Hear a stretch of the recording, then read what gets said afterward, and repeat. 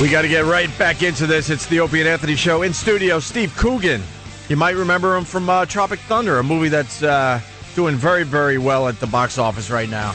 Loved Tropic Thunder. Thank you very much. We saw an early screening of that, and it was so good. It's the first movie I've seen in, can't even tell you how long, where I actually went back a second time and saw it again. Yeah, no, it stands it. I think it's going to do well on DVD, though. Yeah, you play the director in Tropic Thunder. Yes, I do. And, enough people have seen it. I mean, you get blown up in the movie, and they're holding up your head. Yeah. I stand on the line. I make a big speech. Part of the joke is like that you figure I'm going to be one of the central characters, and then I stand on a landmine and literally blow up. Yeah.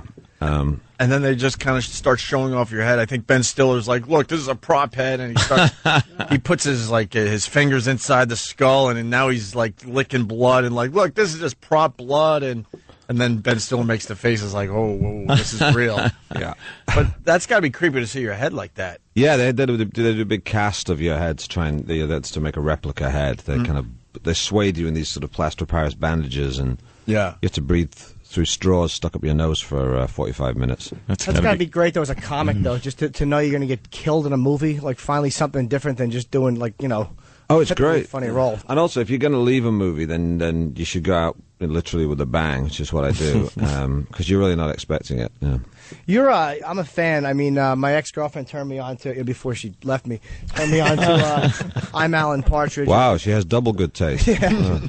Very hurtful. She's it's really a funny series, man. Really funny series, but it doesn't.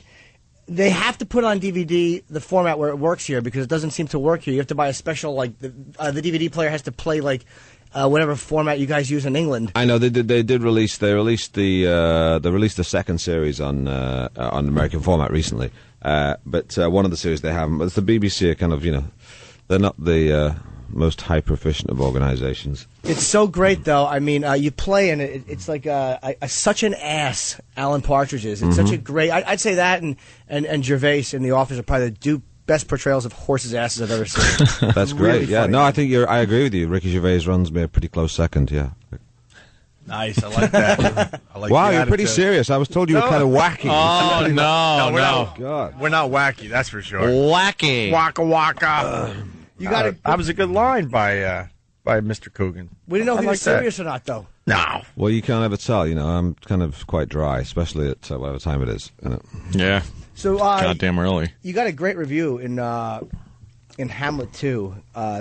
Did you read this review? In the guy said this is like it's like always a catch-22, and they give you a good review because the language just kind of makes you want to smash their faces. But it said mostly though there's the endlessly resourceful, endlessly inventive, bedazzling Mr. Coogan. Ooh, okay, bedazzling. Yeah, and I don't even know the guy. I've never met him. So. All right. Well, that's really pretty nice. Yeah. It was a hit at Sundance, and they said it's never since Death of a Salesman. Never has a failure been so entertaining. But it was a great review of the film. Yeah, no, they've been pretty kind to me. I think it's kind of but it's a great script.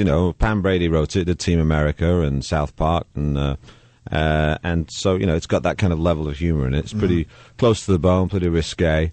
And we got to ask the basic question. So what's it about? Yeah, exactly. Okay. Hamlet 2. I play a drama school teacher, a failed actor who's been in LA trying to get work and goes to Tucson to become a drama teacher, and in the back end of Beyond, and they're going to close down the drama department, and he decides to save it by writing a sequel to Hamlet,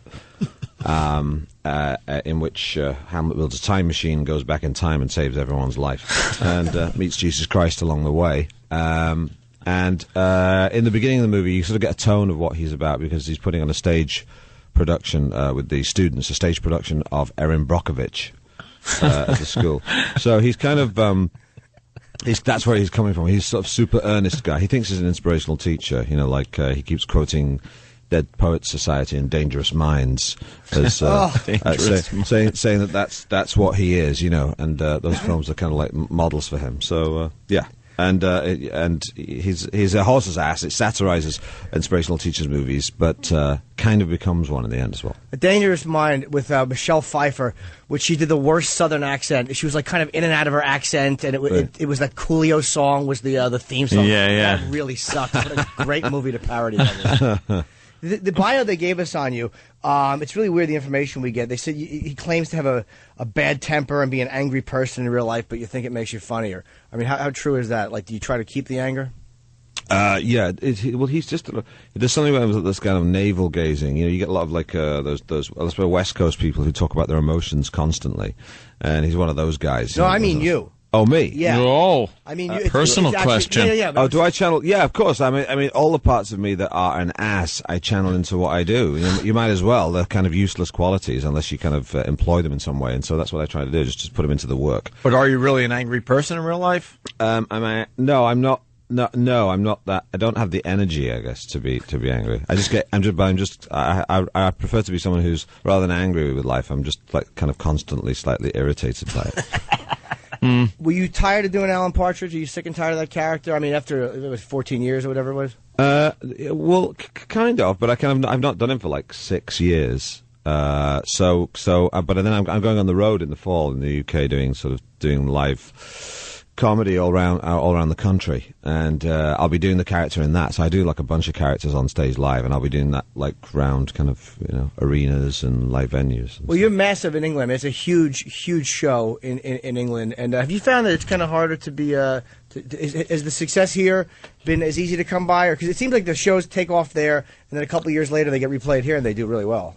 Yeah, it's actually been quite good here because I've kind of in England, when you become successful, you get associated with the thing that made you a success, and that can be kind of like a double-edged sword because it stops you being able to break out of it and do other stuff and have preconceived notions of you. But over here, a lot of directors and actors are kind of wanting to work me in a different way, and I write a lot of my stuff, and I'm collaborating with people. I'm doing a series for HBO with Justin Theroux, who wrote Tropic Thunder. So I got a lot of stuff that's kind of is different from what I'm established doing in the UK. So it's kind of it's actually my anonymity here that I had sort of for quite a while has kind of enabled me to do different stuff. Can you do an American accent? I do one in Hamlet too. Yeah. Yeah? Yeah. Is it tough? Yeah, but I got a coach. Yeah. Oh, you did? Yeah, I always see that in the credits. I'm not going to audition for you right here. No. Go see the movie. That's why I'm here. I wasn't even going to ask. I was just wondering how difficult that is. And I always see on the credits, vocal coach and accent coach, whatever it is. Yeah. Well, I think Anthony really wanted to hear the American accent. Yeah. No, I'm fine. I'll wait till the movie. I'll see the movie because it always amazes me. A lot of times you see guys in movies and girls in movies, and then you watch the movie and don't think twice about it. And then you see them in an interview, and they're like, it was a wonderful experience. You're like, what happened? A couple of the guys from The Wire. From the HBO show. Wow. Yeah, Dominic. Totally different in real life. Deep English accents. Yeah. Gary Oldman, I never would have known he was British if I didn't hear him talk in an interview. He's always playing, Yeah, he always plays American, that's right. Some creepy, drugged-out American cop. Yeah. A lieutenant with a bad coke habit. He's Bensonhurst somewhere, and you hear him. He's a polite English gentleman. A gentleman, yes. Sure. Yeah. Hey, going back to Tropic Thunder, what do you think of the special interest groups having a problem with? Well, I think all comedy is you have to sail close to the wind, and it's having edgy comedy is about being risque. And the target is not, the target of that comedy is quite clearly pretentious, sort of award-seeking, egotistical American actors, right? Who kind of, in some ways, exploit those people to get the awards. That was the kind of target of the joke. That's the satire. But with that, they yanked down a lot of the promotional material for the movie because it featured the Simple Jack character that Ben Stiller played. Yeah. Which was so disappointing. It's like, why do they cater to these people? Why do they fold? Well, I think it's not a case of because you have to counter the argument rather than just run away. If you just run away and keep quiet, that's like almost a mission of guilt, and I think it's not. I think the movie's totally defendable. So, are they as bad over there about the humor? Because Americans have become really hypersensitive. I know in England, I think there's certain racial things that are probably like with Muslims, and I mean that's kind of like probably the way black-white is here. But what are like the real sacred cows over there that they really cry if you go after? I think they're actually not that bothered about religion per se. They try to make it an offence they try to make blasphemy an offence. at one point the government were going to introduce some law whereby you couldn't offend anyone's religion, which would have sort of ended the careers of probably 70% of comedians in Britain. Sacred cows, I guess the kind of Muslim thing people are super paranoid about, because of race relations in Britain. There's a little bit of that, but and I have to say, I mean, you say that Americans kind of maybe you think they're more conservative, but you look at something like South Park. They pretty much go after. Yeah, but Jimmy brought this to our attention a while ago. If you're a cartoon, you could get away with a hell of a lot more than, let's say, this radio that's show. That's a very good point. Especially a big money-making cartoon. They flew under the radar for a while and got very popular. And it's hard for a network, especially like Comedy Central, to take on such a successful show. So they get away with it. That's very true. Very true. And it can be explained, no matter how heinous their episodes are, and I love them, that they do try to do it. It's done in satire. It's done in satire. It's also not mean-spirited. That's the other thing, is where the comedy comes from. If the comedy seems to be peddling hate or it's mean, then there's a problem. It's illegitimate. But they always come around and do something. Mm-hmm. And also, I think the South Park is a good example. I think you can do it in if you create a character that's very strong, you can kind of get away with murder. And I have done that in Britain with Alan Partridge. He might say something which is offensive to women or offensive to some special interest group, and the joke is that he doesn't realize it's being offensive. That the fact that it's offensive is the point of the joke. Right. So there's a way of doing it, but you need to establish... Some people just don't get that. Like, you're goofing on the character that's saying this because it's so preposterous that no one in their right mind that lives in a society, a civilized society, would say this. Yeah, absolutely. And that's where the joke is. But you get people that just don't get it, and they just see it on the outside and go, "Oh wow, he's saying something racist or sexist." It's almost like you say there's certain things you're just not allowed to speak about, and that's just dumb. In some ways, it kind of that makes people encourages fear and people not to talk about kind of issues. Yeah. Sometimes if you address kind of like a latent racism, that is the kind of sort of the not the out and out racism, but the kind of subtle, kind of understated racism. And you put that into comedy, it's a way of airing it, and people can go, "Oh yeah, I've seen that," or "Yeah, maybe sometimes that we're all guilty of that kind of racism." So I think it's you can use it in a comedy can be used in a really positive way. The subtler side of racism, like the little stuff, like a lot of times, like, and I caught myself doing this, like if black people are walking towards my car, I'll like slam all the locks down and scream and run a red light. Okay, that is subtle. Better safe than sorry. Yeah, that's very subtle. Comedy, for some reason, you can't get away with things you can get away with in other things like drama. You can get away with portraying blatant hate and racism as part of a character, as part of a storyline. But comedy, for some reason, is really they look a little deeper into it, and I don't understand why. I don't understand why that is either. I think it's because maybe what it is people understand that laughter is incredibly powerful, and if you can get someone, if you want to make a point and you get people laughing, it's kind of like whatever the point you're making is. You kind of won the argument. It's a really powerful thing. If you make you get people laughing about. I mean, even in politics, like the election right now, if you make a kind of a joke about your opponent and get people laughing at that joke, it's incredibly empowering. It's sort of it shows that the guy who makes the joke is the guy in control, and everyone else is laughing. I remember, Hitler having him just screaming and howling at Nuremberg. Oh, did he have them laughing? Yeah, they were rolling in the aisles. Yeah. I bet you, if we think about Hitler, though, there's got to be times where Hitler tried jokes that didn't work. I'm bombing. He probably tried to go off the cuff once in a while. Do you know what? I kind of doubt it. I kind of doubt it. I don't know. It could be a German thing. I'll get accused of xenophobia now by saying that Germans aren't absolutely hilarious. And I think they are, but not maybe in the way they intended to be. Boy, that grudge is still there, isn't it? English-German little grudge. Well, funnily enough, the English used to get on very well with the Germans before the Second World War. It was the French we traditionally didn't like. Right. I think the common hatred for the French. We've kind of found our way back into that niche. Yeah. Recently with the French.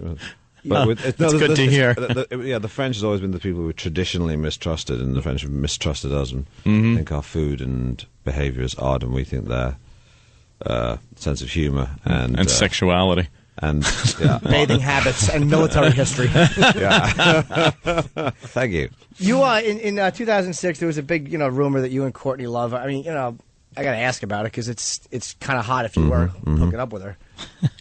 Well, the only thing I have to say is whatever she said about me online. Well, first of all, don't believe everything you read online, and also if you're quoting her, I have to say that. No, I'm not. I actually don't. I don't know where this. Oh, really? I don't know what she said. Oh, really? I would just say anyone who does read anything online that comes from it, I'd say that if you're interested in sort of the veracity of a story, you're supposed to check the credibility of the source. Okay, you get what I'm saying? Check the credibility of the source of the story. Beyond that, I've really nothing to say because if I do, then I'll open the floodgates to a soap opera that may be entertaining to other people but deeply dull to me. Well, because I didn't read it. Was she bad mouthing you? Because now, but the way you're saying that, it sounds like she might have bad mouthed you. That I didn't hear. Well, if I we're going to go around circles here because I'm just saying that I'm not going to say anything else about it, and you're asking me a question about it. So, by the way, this is the wacky part. Yeah, no, it's good. Yeah, this is where we get wacky. I can feel the joy and the cold sweat simultaneously happening beneath my clothes. So where were we? So that's it. That's it. All right. That's a no comment. That's a no comment. That is a Yeah. Well, I'm only asking because this is all I have on. Jimmy! No, I'm not even asking. Go on. It just says that they filed a 2-week-long fling, apparently, and that was it, although this claim has been dismissed by both parties. That's all. I didn't read that she had written anything bad, so when you said that, of course. Right. If that was the nicest thing that had happened, I'd be full of the joys of spring. Let me ask you a very hypothetical question. If you ever had sex with a girl who was known to be whacked out and did a lot of drugs, and she badmouthed you, would you still want to have sex with her? Hypothetically, probably not. Okay, this is going really well. This is going so well. We're just kind of chatting. I didn't realize that was such a... It's obviously all those subject. personal things are silly. Well, look, the British tabloids are notoriously worse than they are here. I mean, and they've been kind of, I guess... Aside from you. What? That's not what I was Teasing, I like Jimmy. him. Jimmy, I love that. That's a great thing, having your cake and I'll eat it. answer It's like anything. it must be terrible when you then it's like what when the worst thing, a way of doing it is saying you're an asshole. Does it hurt when people say that? You're a jerk. Does it hurt when people say that? Well, but this thing is this. I'm a comic. Look, my life's an open book. I mean, I've done hookers, the whole 9 yards. So to me, none of it's a big deal. I mean, especially if it's been brought out in the press, none of it. It's all, to me, it's just silly. But, so I ask about it. But now it's uncomfortable for everybody involved. So let's talk about Elizabeth Shue, who she's in the movie. And how good was her ass in Leaving Las Vegas? How sexy was that scene? Yeah, she looked very good in that. Great, yeah. You don't remember, no? Oh, yeah, of course I do. Yeah, of course. It was fantastic, yeah. And she dropped some weight. She had a little baby fat on her before that. I think she looked good in Leaving Las Vegas. Yeah, she did. She looked pretty good in Hamlet too, as well. All right, now we're all uncomfortable, and it's kind of awkward. No, not at all, Jimmy. I wasn't trying to be awkward. I was just asking... She was great. I made out with her. It was fun. On screen, not off screen. There was no drugs involved, and we had a good time, and she was funny, and she made fun of herself. She plays herself in the movie, and that was all jolly good. Yeah. What about what is the worst rumor that the British tabloids have gotten a hold of and ran with that just absolutely wasn't true? That what was the thing that made you the angriest? That I picked my nose. Yeah, that was the thing that made me the angriest. Yeah. They have a picture?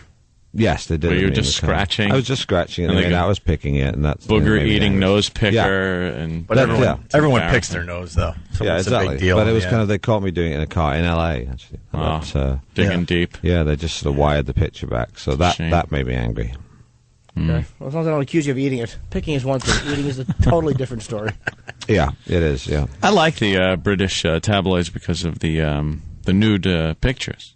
It's kind of a cool thing that they got there, and you don't mind like breasts on TV every so often. That's true. Yeah, we're pretty. And we're all stuck. We're just such a ugh when it comes to that. God forbid they could show dead bodies on the news when the children are home from school, But a breast, for some reason, is just gonna wipe out the face of the civilization. earth. Yeah, no, the body count can be as high as you like on Yeah. TV, but you can't show a breast. and don't get me wrong, I love violence. Oh, do I love violence on Yes, but it's television. nice to balance it with a bit of sex. Exactly.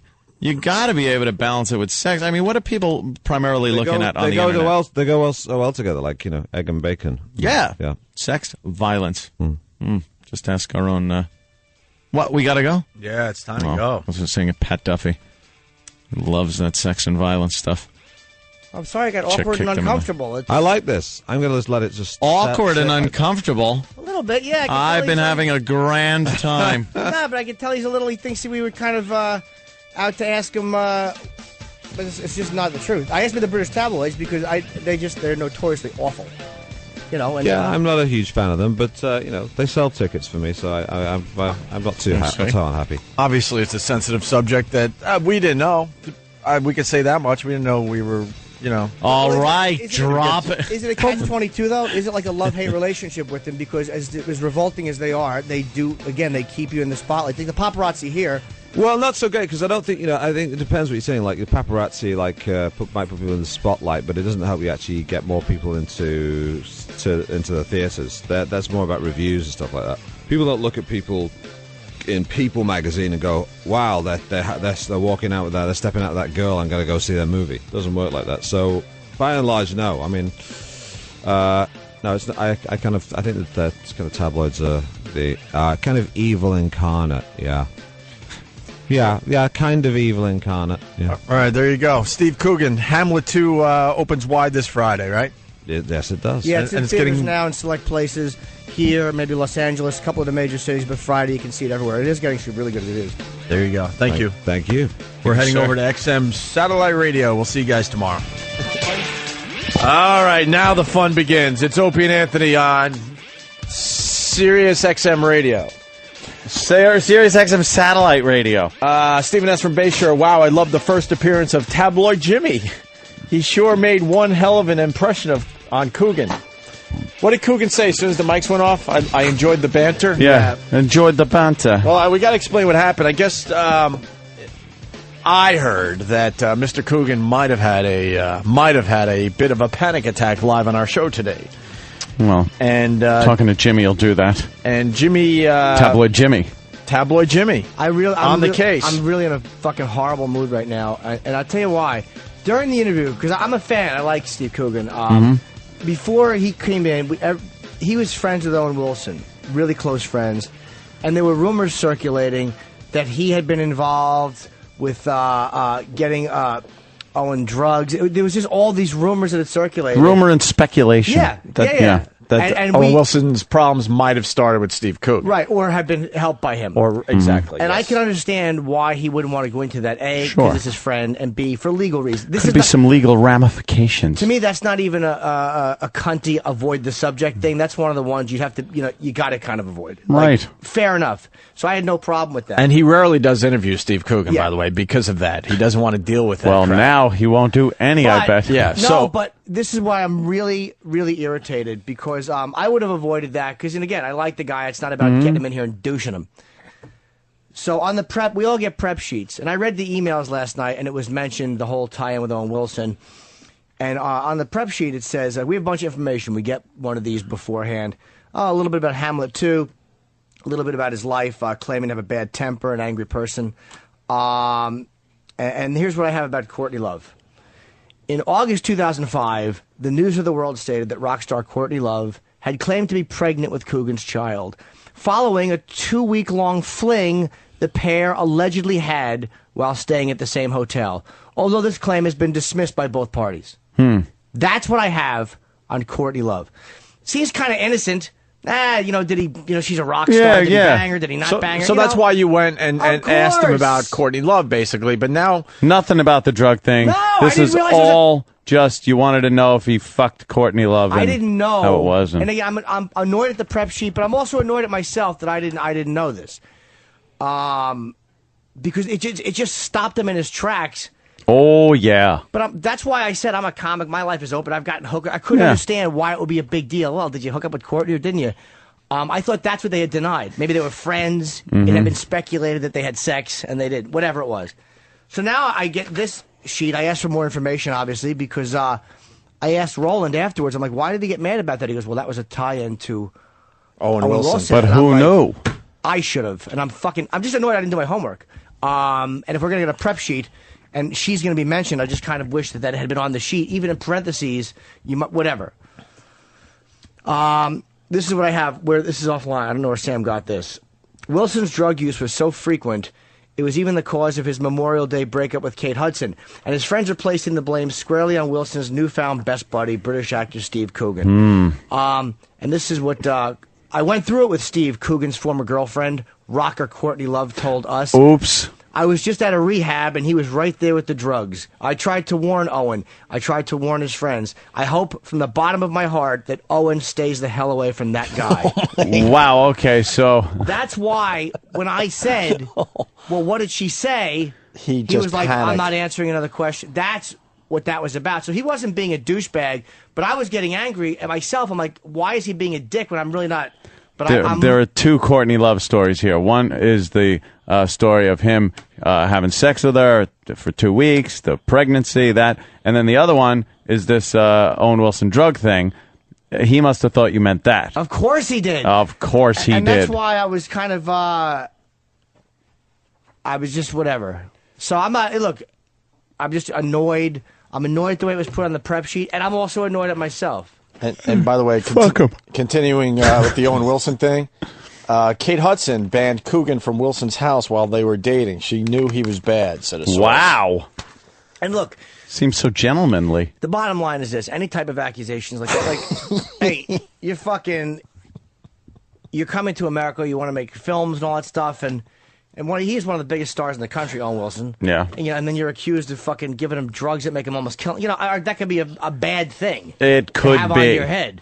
So you probably want to avoid that, and that's fine. But I'm really annoyed that the pregnancy thing. Cancel all my fucking interviews. Yeah, you're not going to hear from him anytime Yeah. soon. His face, he was in a panic mode, it looked like. A little bit Yeah. of a panic attack. Yeah. Stephen S. from Bayshore, I love the faithful listeners that understand this show in and out. Line of the day was Ope hitting the exit theme 7 minutes early. Yeah, I noticed that, too. Fan-fucking-tastic, sir. 'Cause I'm glad you did that. And everyone's looking like, wow, the show's over? Yeah. We had so much show's time over. left. I could feel myself getting so aggravated, I should have let it go, to be honest with you. but I was also getting aggravated at myself because, I wasn't. And I'm actually glad in hindsight I didn't, because now I know what it was about. Yeah. But I was like, you have to be attacking this person. Why is he? I should be attacking this person for not. And I'm glad. Again, I'm really glad I didn't. Yeah. I didn't know the Courtney Love No, I / didn't Owen either. Wilson tie-in myself.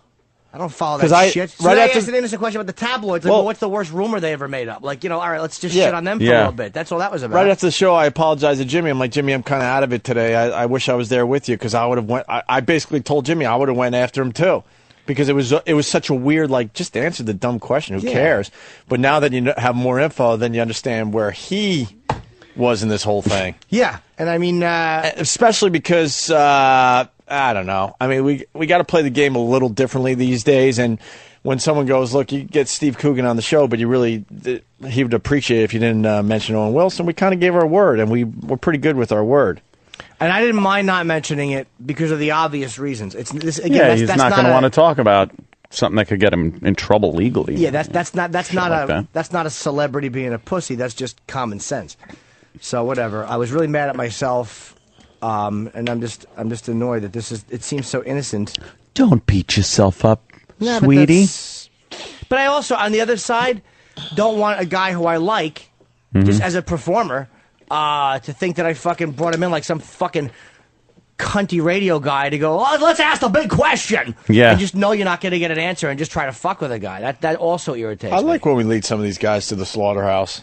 I'm Ted, the uncomfortable interview I guy. just wish I would have known. I'm Ted and I don't know what I'm doing. I should just get my picture taken and stop trying to be an equal.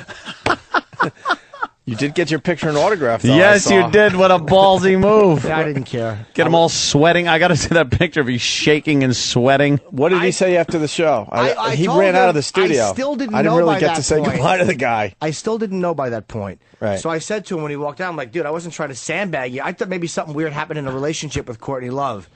So that's all that was about. I'm like, I wasn't trying to sandbag you. He's like, he was just really quiet. He didn't say anything dicky. Yeah. He signed the DVD. He was cool Too about it. asshole. No, he wasn't a dick. He was fine. But I think on some level he probably knows that it wasn't intentional. At least I hope he does. Yeah. Because if it was intentional, I would have fucking been a prick about it. Yeah. But I was like, why is this uncomfortable? Like, I couldn't get why it was. Well, there you have it. I mean, Now we can. They've said some bad things about Mr. Coogan. Yeah, which is again, for anyone in Hollywood to blame anyone else for them partying is fucking ludicrous. Sure. Anybody who's partying, and I'm as me as a recovering addict, you party because you want to party. That's it. I'm also mad, Jimmy. I'm mad that I started the Rage music. Nah, well, Right when it was getting really good. Oh, I couldn't have been happier. When that music kicked in, I was like, thank you, Jesus.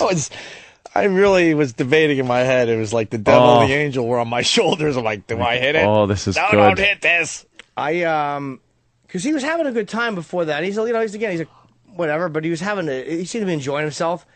But that, I could just see the vibe completely change and get completely uncomfortable. Yeah, man. Hey, by the way, we got people, because you're good at the interview, Jimmy. Tim H. from I'm Columbus. not good at the interview. I suck. Well, that's what I'm getting at. I Tim know. H. from Columbus, Ohio writes, Jimmy's interview with Eric Clapton. So, Eric, how's your son doing these days? Oh, no. Dude, I did that with Gene Simmons the first time he was in. I'm like, What did you how say is about- Star Stowe? And you laughed because you thought because the name was so weird. You thought I was joking. Yeah. Star Stowe was a Playboy playmate, very sexy, who he did a chopper photos shoot with. It was in the 70s, a really famous Gene Simmons shoot, for Kiss fans. Mm-hmm. And then there was rumors that they were having sex, and she was so hot. And when you laughed when I said, "How's Star Stowe?" because you didn't know she was a person. And then he goes, "That's not funny. She died." So I asked the question, meaning it sincerely. Yeah. Because you said to me, how come you're not asking Gene any questions? Oh, He's one of your laughs. idols. Laughs, thinks I'm kidding. Gene thinks that we're laughing at the girl. Yeah. It's like, I am just... Fuck her. Can we get that? I I don't don't remember. his friend. Nah, who cares? Dude, Gene I don't even Simmons remember is a this. douche. Can we try to find that? One of the guys, could they find that? Because now I got to hear that. Well, he talked about her, but it was just a laugh because he goes, well, that's not funny. Right. I don't remember. I do vividly. I think I was laughing because that's all you had for your hero. You're probably right. And he thought, okay, now I get it. He thought I was laughing because, we're sick fucks. Chris Rabb writes, wow, Jim, you're having an odd day. Good luck, bro. Love you, man. Get Greg out of the studio. Yeah, I really should have let that just sit there. Because, honestly, and again... He kind of, I'm I got to so be honest, glad. he kind of scared me, that guy. Alan? I mean, What's scary about him? Fucking, I don't know. Did you There's think he some- was going to give you drugs? Yeah. Dude, he's funny, man. I got a weakness. His fucking show is funny. Yeah. Funny, man. It's one of the funniest shows I've ever seen. Alan Partridge Show is hilarious. There was something about his eyes. Then he must be a good actor. There was something about his eyes that kind of scared me. Very dry. There's some anger in those eyes. Yeah. Yeah, there's that's something fine. going on in those eyes. The dry English thing. Mm-hmm. Some people can transcend it. Yeah. Others, they just, stay on that dry thing. You can't interview them. It's very hard. It's like pulling teeth, as they say. Well, again, Or sometimes... knocking them down their throat like Jimmy does. It wasn't intentional, though. Jimmy, I know. I'm just teasing I know. with you. I would almost, if it was, that would be fine. But I hate that I was unprepared for something. I didn't know something. Why should you hate that on this day as opposed to every day we're in here? John Thompson from New York writes, you realize you're insulting a fucking genius. He had nothing to do with Owen Wilson being a faggot. We don't know if Owen Wilson was a faggot. I think Owen Wilson's gay. I don't think he's gay. He's always with chicks. Mm-hmm. I just, you know what it was? It was that Philippe Petit, whatever the fuck his name is. Philippe Petit. Afterwards, I was annoyed at myself because I like the guy, and I'm kind of annoyed at myself because I give people I like way too much leeway. In this case, I'm glad it happened that way because I would have felt like a complete cunt afterwards if I had gone after a guy and that's what it was about. I would have felt like a total jerk off. So who do we blame for the prep sheet? Sam made it up. Primetime Sam but again, Roberts. Oh, he did in an primetime. email mention that. So it's not like he didn't mention it. It did mention in an email. The prep sheet, that last part of the prep sheet was was fucking stupid. But he did send an email, so I'm not gonna say he didn't because he did. I didn't realize it was a link. I should have checked it. Oops. Yeah, but again, I blame primetime Sam Roberts. for the prep sheet. That whoever wrote it, Yeah. wrote it up. It was shit. The Prime last time. one, Prime but the time. email was handled properly, and that's my fault. Prime time. Primetime. And me being the one talking on the air, it's ultimately my responsibility to fucking know that. You know, can you picture fucking Charlie Rose not knowing that? And no, I don't want to be Charlie Rose, you fucking cunts on message boards. I'm only saying that anytime you're talking to somebody, Yeah. you should know what you're talking about. And I'm aggravated that I didn't. Well, I think probably right there today blew your chance for the Edward R. Murrow Award. Yeah. I don't think you're getting it this year. The Edward fucking R. Norton Award. Fucking belong where I belong. Bunch of fucking liquid shit and sewage floating by. I'm just annoyed. There was a weird vibe with him as soon as he came in. Yeah, too. maybe. Yeah, it He was. seemed a little uncomfortable. We've been rocking with the interviews lately. That one was just a weird one. That was our first weird to- one in a while. But he was laughing and getting like it seemed like he probably expected a morning zoo crew. Yeah, nutty that's what I stuff. think he did. Well, who said expect. that we were wacky? Someone might have told that's probably a wacky Roland. show. We were Probably kind of Roland. just talking, getting into it, and then he's probably like, "All right, what's the vibe here?" And there's guys walking in, taking pictures. It's a weird atmosphere to walk into. It's not like when you do an interview and it's just one guy and you. Yeah. When you walk in with a what you would think would be a morning zoo because you don't know, and there's a bunch of guys just kind of seriously asking questions. You probably Yes, like, yes, sir. Yeah, So, he freaks you out a little bit. Yeah, I was really irritated, and I know because I've been in different radio shows and been interviewed, so I know what's comfortable and what's not. So I wouldn't fucking whatever. Man. That was not.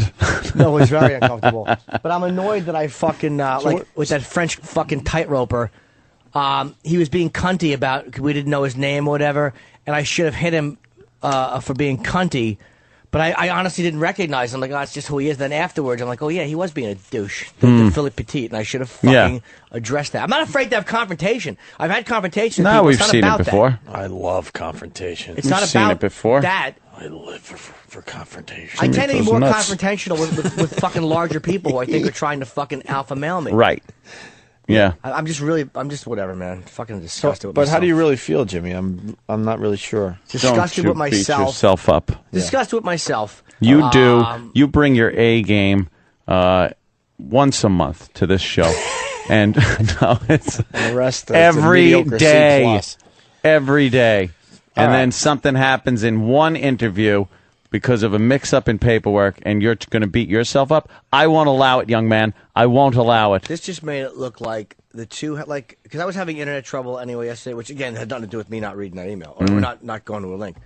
But Weren't you voted best interviewing boy? I was, but it was between me and a guy whose voice box had been torn out by a pit bull. So he would just sign questions to people who didn't speak that. Hey, what were those emails we got? Did they say that Courtney had accused him of being responsible for Owen Wilson? I would assume that would have I been don't in know. the thing. I didn't Did they, Denny? open the link. I don't have. You can send it to me. Moron Steve Coogan. Moron. Don't call him a moron.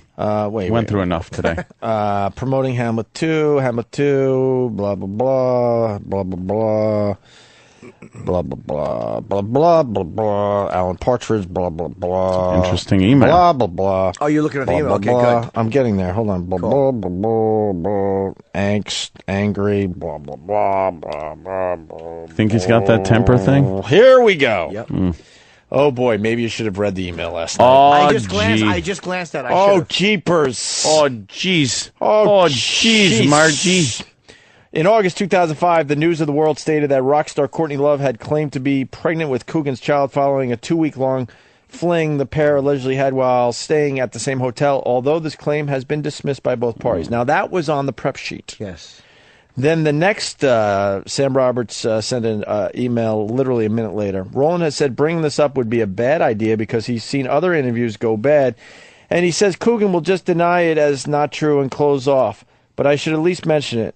When the Luke Wilson suicide thing came out, people said his drug use was because he started hanging out with Steve Coogan. Here's the link. So I read that.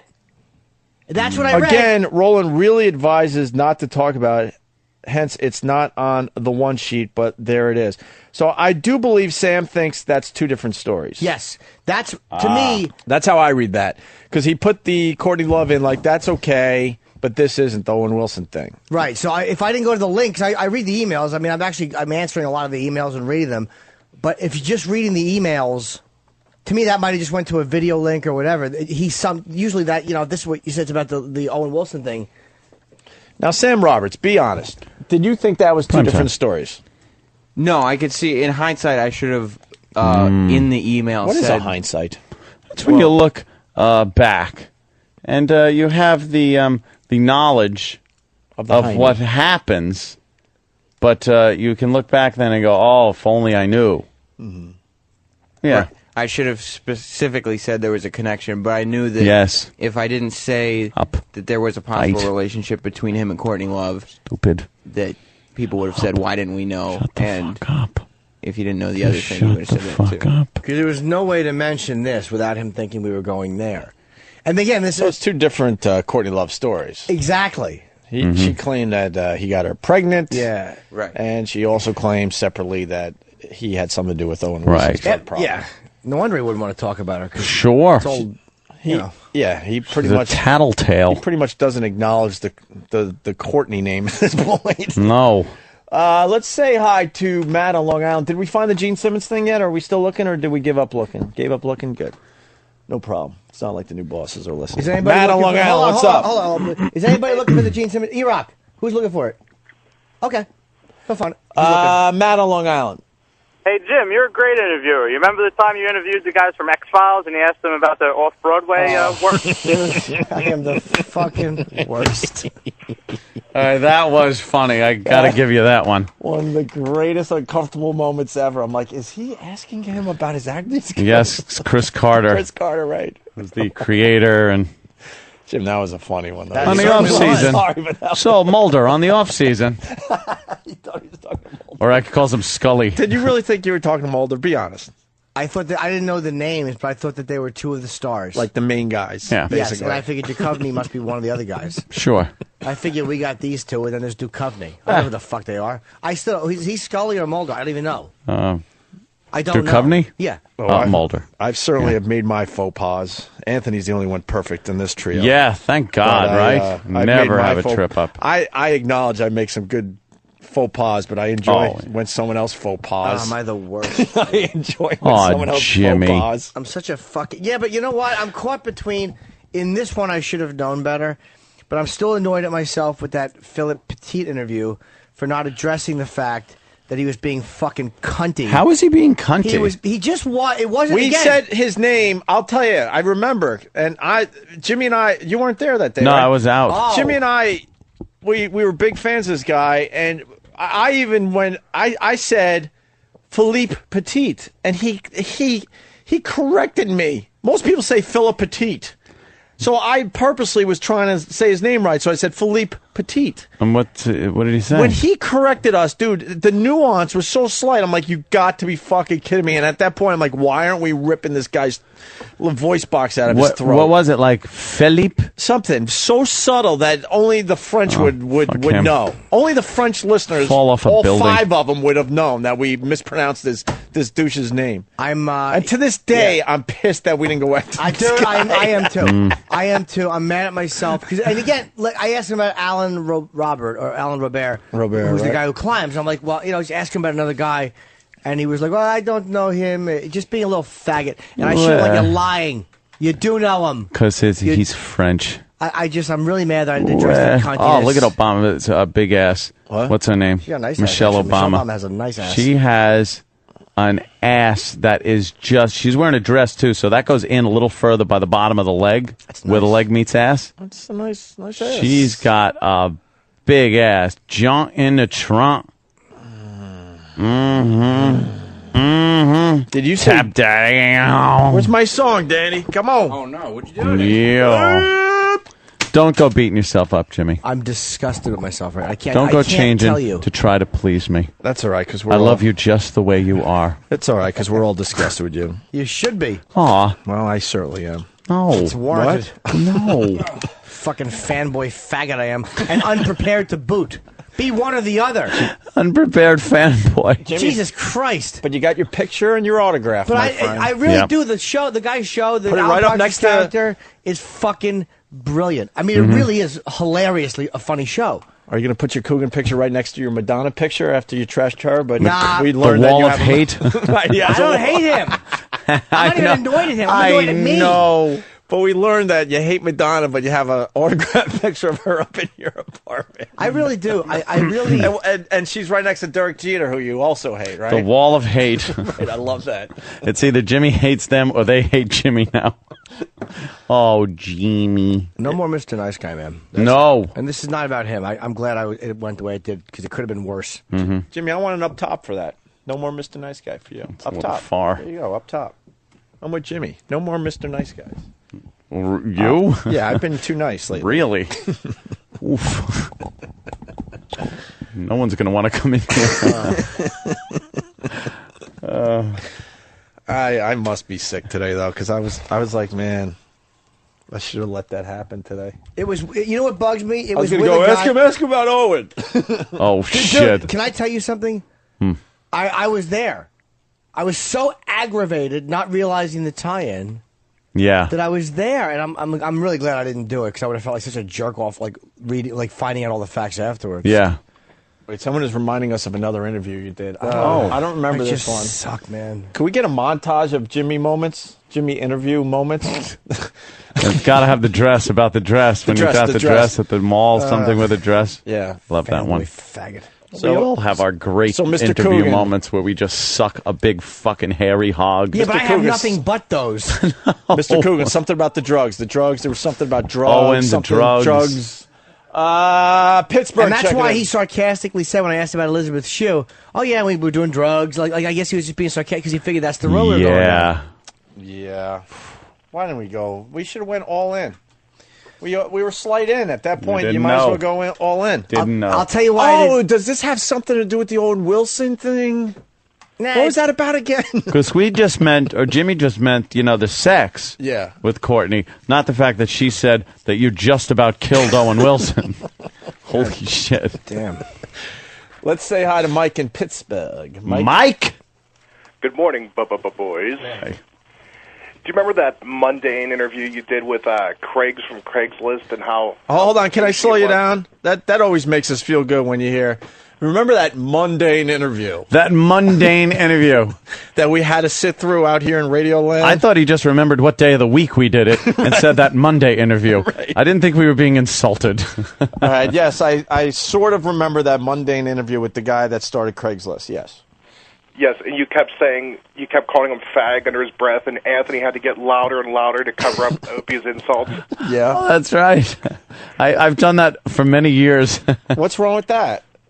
Oh, nothing at all. Good job, Opie. Well, because he was being such a dick that day. I'm like, all right, I'll show you, dick. Exactly. Prostitution is what we come there for, and he doesn't want to admit it.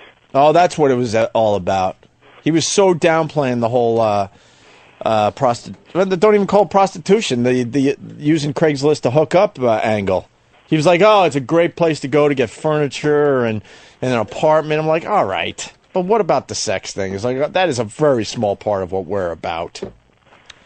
That's right. Thank you for the reminder there, Mike. He probably has to say that because otherwise he's knowingly let prostitution go on his. All right. Can we get the boys together to do uncomfortable interview day? When can we get that together? Just pieces, not the whole interview, but just uncomfortable interview. By the way, the Gene Simmons interview was in 2001. What? That was we're going way back. That was the first NEW. NEW. Oh yeah, that's where that happened. Oh, well now Iraq knows where to look. Tippy Tom was in that day. Jeez, I don't remember. Singing. It's definitely a good show, then. Yep. Tippy Tom, yeah. Yep. People say you do a good Osborne interview, though, Jimmy. Perfect every time. I'm just a fanboy. Perfect every time. I get nothing out of people, which is fine. That's not what my job is. But then I shouldn't talk to them. It's fucking. I'm really, for real. I'm just disgusted with myself right now, and I should be. 40 years old, like a faggot with a fucking camera. You are so tough on But yourself. accurate. Yeah, but I'm accurate. No. The You're most too accurate tough on person I yourself. know. He's too tough on No, himself. the most accurate person I know. But I really Jesus. am. I am. I fucking. I'm good to myself and I deserve it, and I'm fucking harsh on myself and I deserve that. I got a song for you. All right. Coin City yourself Aw. at home.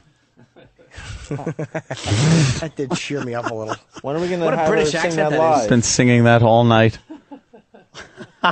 Yeah, we need a montage. People they're requesting montage of uncomfortable interviewing. Oh yeah, moments. we need that. We've all had them, so we could just pull them out. It doesn't have to be strictly one person. Jim Norton.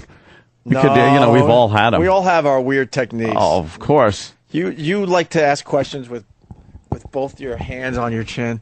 So, like this, Anthony's Is that position. me? Yeah, because you. Do I do this? Well, It you doesn't get- feel familiar. No, it sounds like you're doing that. Yeah? You get fanboy-ish. Oh, what? No, when girls come in here, it's a total fucking write-off for me. I lose my mind. You forget that you're doing a radio show with others. I can't like ask real questions and stuff. They're all goofy and I giggle like a chick. And my voice gets all high when I talk to girls that I like in movies. Yeah. I'm a fucking faggot. No. Not right. Let's say hi to Ben in Arizona. Ben. Ben. Yes. What's up? Hey. I just wanted to point out one of Anthony's little faux pas when he fell asleep interviewing Drew Curtis from Fark.com. Oh, was that when he was in? Yeah. All right. Hasn't been back since, by the way. Wow. Good friend of the show, and that, All of a sudden, Anthony turned into the other million people that were listening. Not exactly a ball of energy. Fucking. I don't think But that's, it's really funny. I like the site, but Jesus, I don't think that's good for the resume. And they tend to fall asleep as you're interviewing them. Hey, I want to do that show where the host could possibly fall asleep in the middle of the interview. Who makes up the headlines over there at Fark? Yeah, but you know what, man? You'll at least call people out. Like, and in that case, I don't think he should. Again, belaboring a dead point, but now that I know the whole picture. Yeah. But like when Starr came in.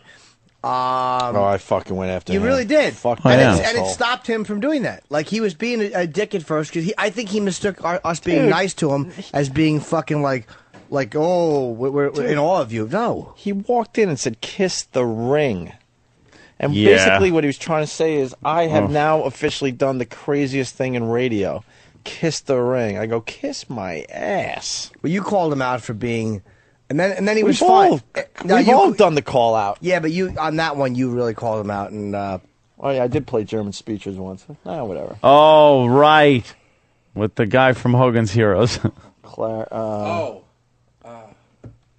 Robert Cleary. Clary. Something like that. What about the that porno girl that was in Deep Throat? We started playing the porno music over her sister's phone call. Yeah. Oh, shit. To raise money Right. for her funeral. She was dead. It was Linda Lovelace. Yeah, that's right. She had done Deep Throat, the movie, and regretted it her entire life.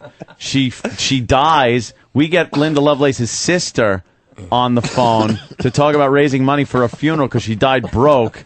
And Opie starts playing porno music behind her sister fucking and just talking. asking all questions about Deep Throat. Oh, God, that was a bad one.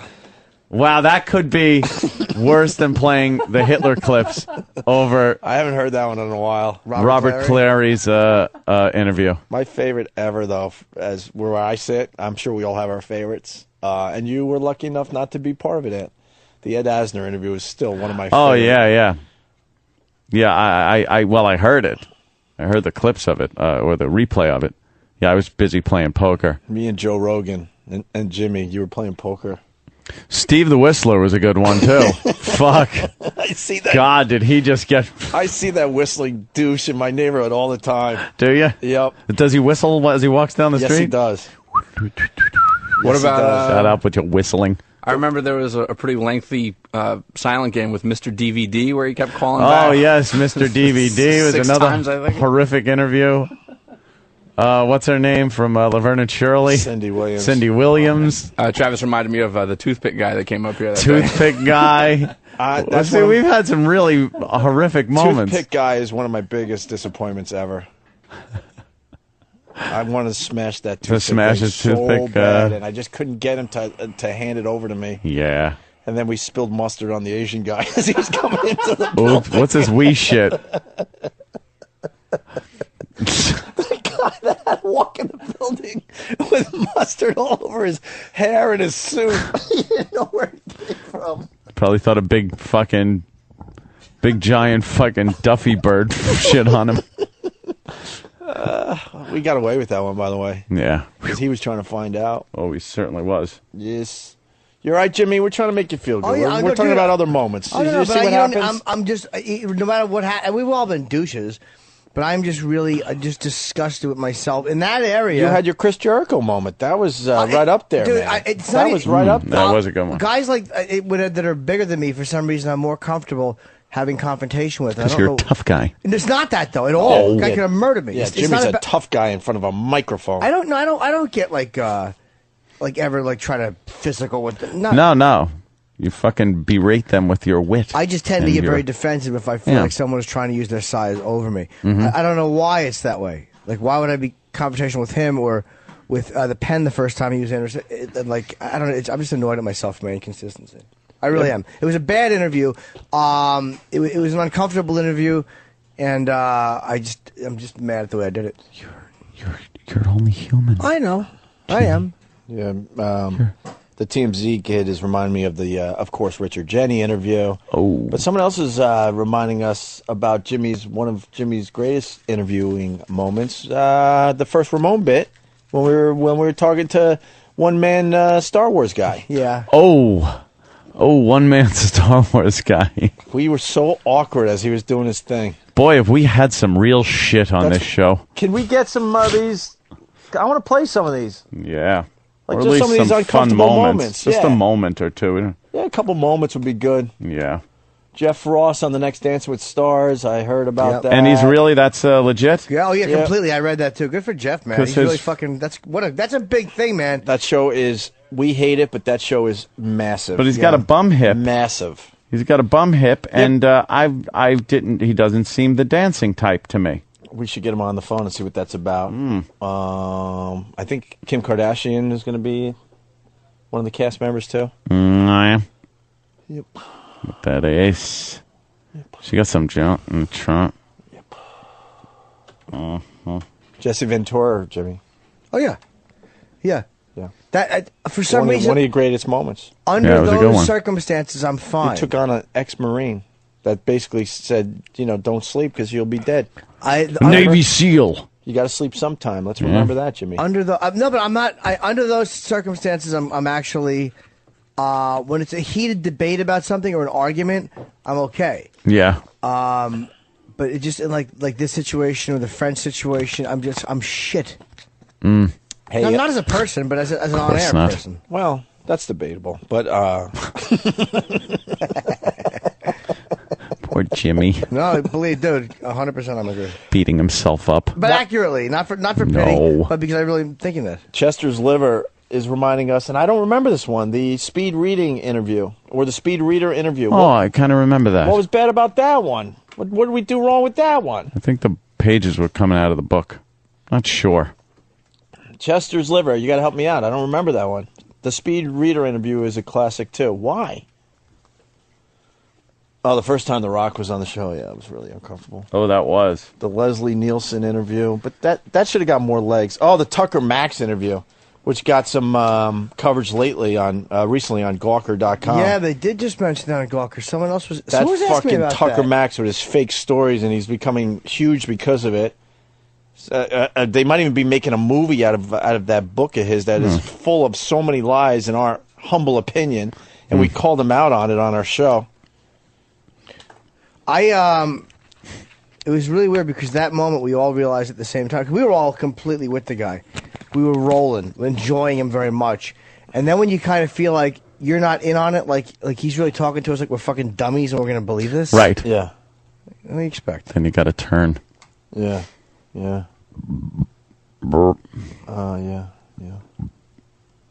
Yeah. Yeah, people are just saying, Jimmy, don't beat yourself up. No, I should, and I'll continue to because it's accurate. Oh, no. I'm not beating myself up like, I don't have talent, I'm not a funny guy. But in this one, my self-disgust is deserved.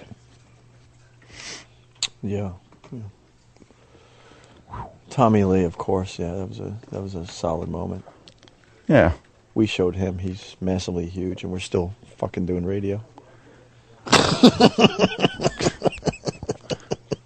Hey, though.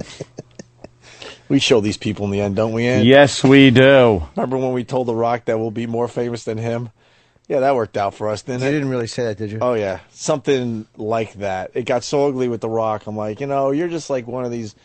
I don't remember exactly, but basically it was like, you're a wrestler. You're going to come and go. We'll always be more famous than you. We're such fucking cocky assholes. And boy, that worked out, huh, Ant? Oh, always. I think he's starring in his 7th blockbuster movie. Yeah, it's never going to work. And we lost another 3 markets overnight. Wonderful. That shit may have sailed. Barreling towards success. We're just assholes. Oh. We actually told The Rock what was up. Yeah. You're doing that Q wrestling thing. This is where it's at, my friend. Yeah, you keep doing that. Injure yourself. You'll never get anywhere. Could you find what I said to The Rock? All right, we found the Gene Simmons thing, Jimmy. So this goes back to 2001.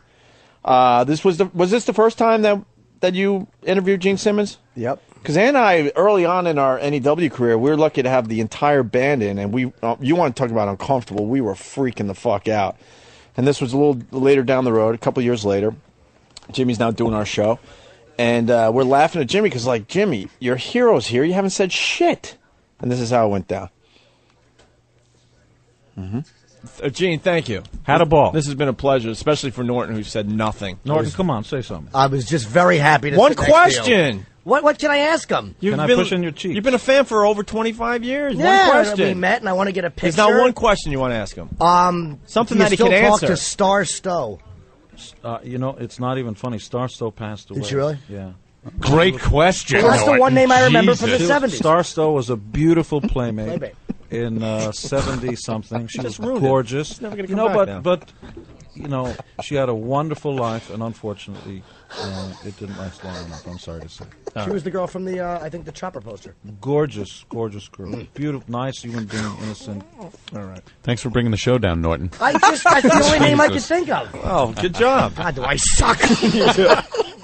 I remember that you laughed in that, but you didn't. He just thought I was kidding. Who was laughing like during the whole thing? Was that just you now, it's or just hilarious? Yeah, that I added the laugh today. I couldn't help it. She's dead. She's passed away. She's dead. Shut up, Gene. Had enough of Gene Simmons, for the love of God. And he came back though.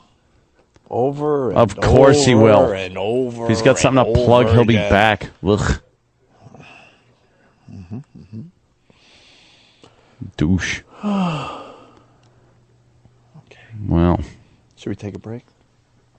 Well, if somebody's got to piss or eat. Why was the Donna D'Erico or D'Erico interview uncomfortable? You guys got to help us out because we got memories like goldfish here. Remember that? No. And Chester's liver didn't help me out yet. Why was the Speed Reader interview uncomfortable? I don't remember any of these. All right, we'll find out the answers to those 2 questions, and we'll do other stuff after the break. Dweezler on instant feedback, Anthony. They remember one of your uncomfortable moments. What did I did? How about when Ant asked Cal Ripken Jr. about Kevin Costner? Ah, see, because I didn't know about that situation. That was you, my friend. And someone brought up, why don't we bring up the Kevin Costner thing? And I was like, I had no idea what it was, so I was like, hey, what's with the Kevin Costner thing? There was a real strong rumor that Cal Ripken Jr. found out that Kevin Costner may have been with Cal's wife. And he was in the middle of a fine hitting streak or a games played streak. Right. Streak, yeah. Where they decided to make believe the lights weren't working at the stadium so he could actually go home and see what the hell was going on. Right. That was the rumor. And Snopes said no to that rumor? Yes. Snopes said that's not true. But he doesn't want to talk about it whatsoever, and you brought it up to Cal Ripken Jr. Whoopsie. The great Cal Ripken Jr. How am I supposed to know about goddamn Kevin Costner and Cal Ripken? I didn't think it was some kind of a seedy little, love triangle rumor. We got uncomfortable moments when we interviewed people over the years. Mm-hmm.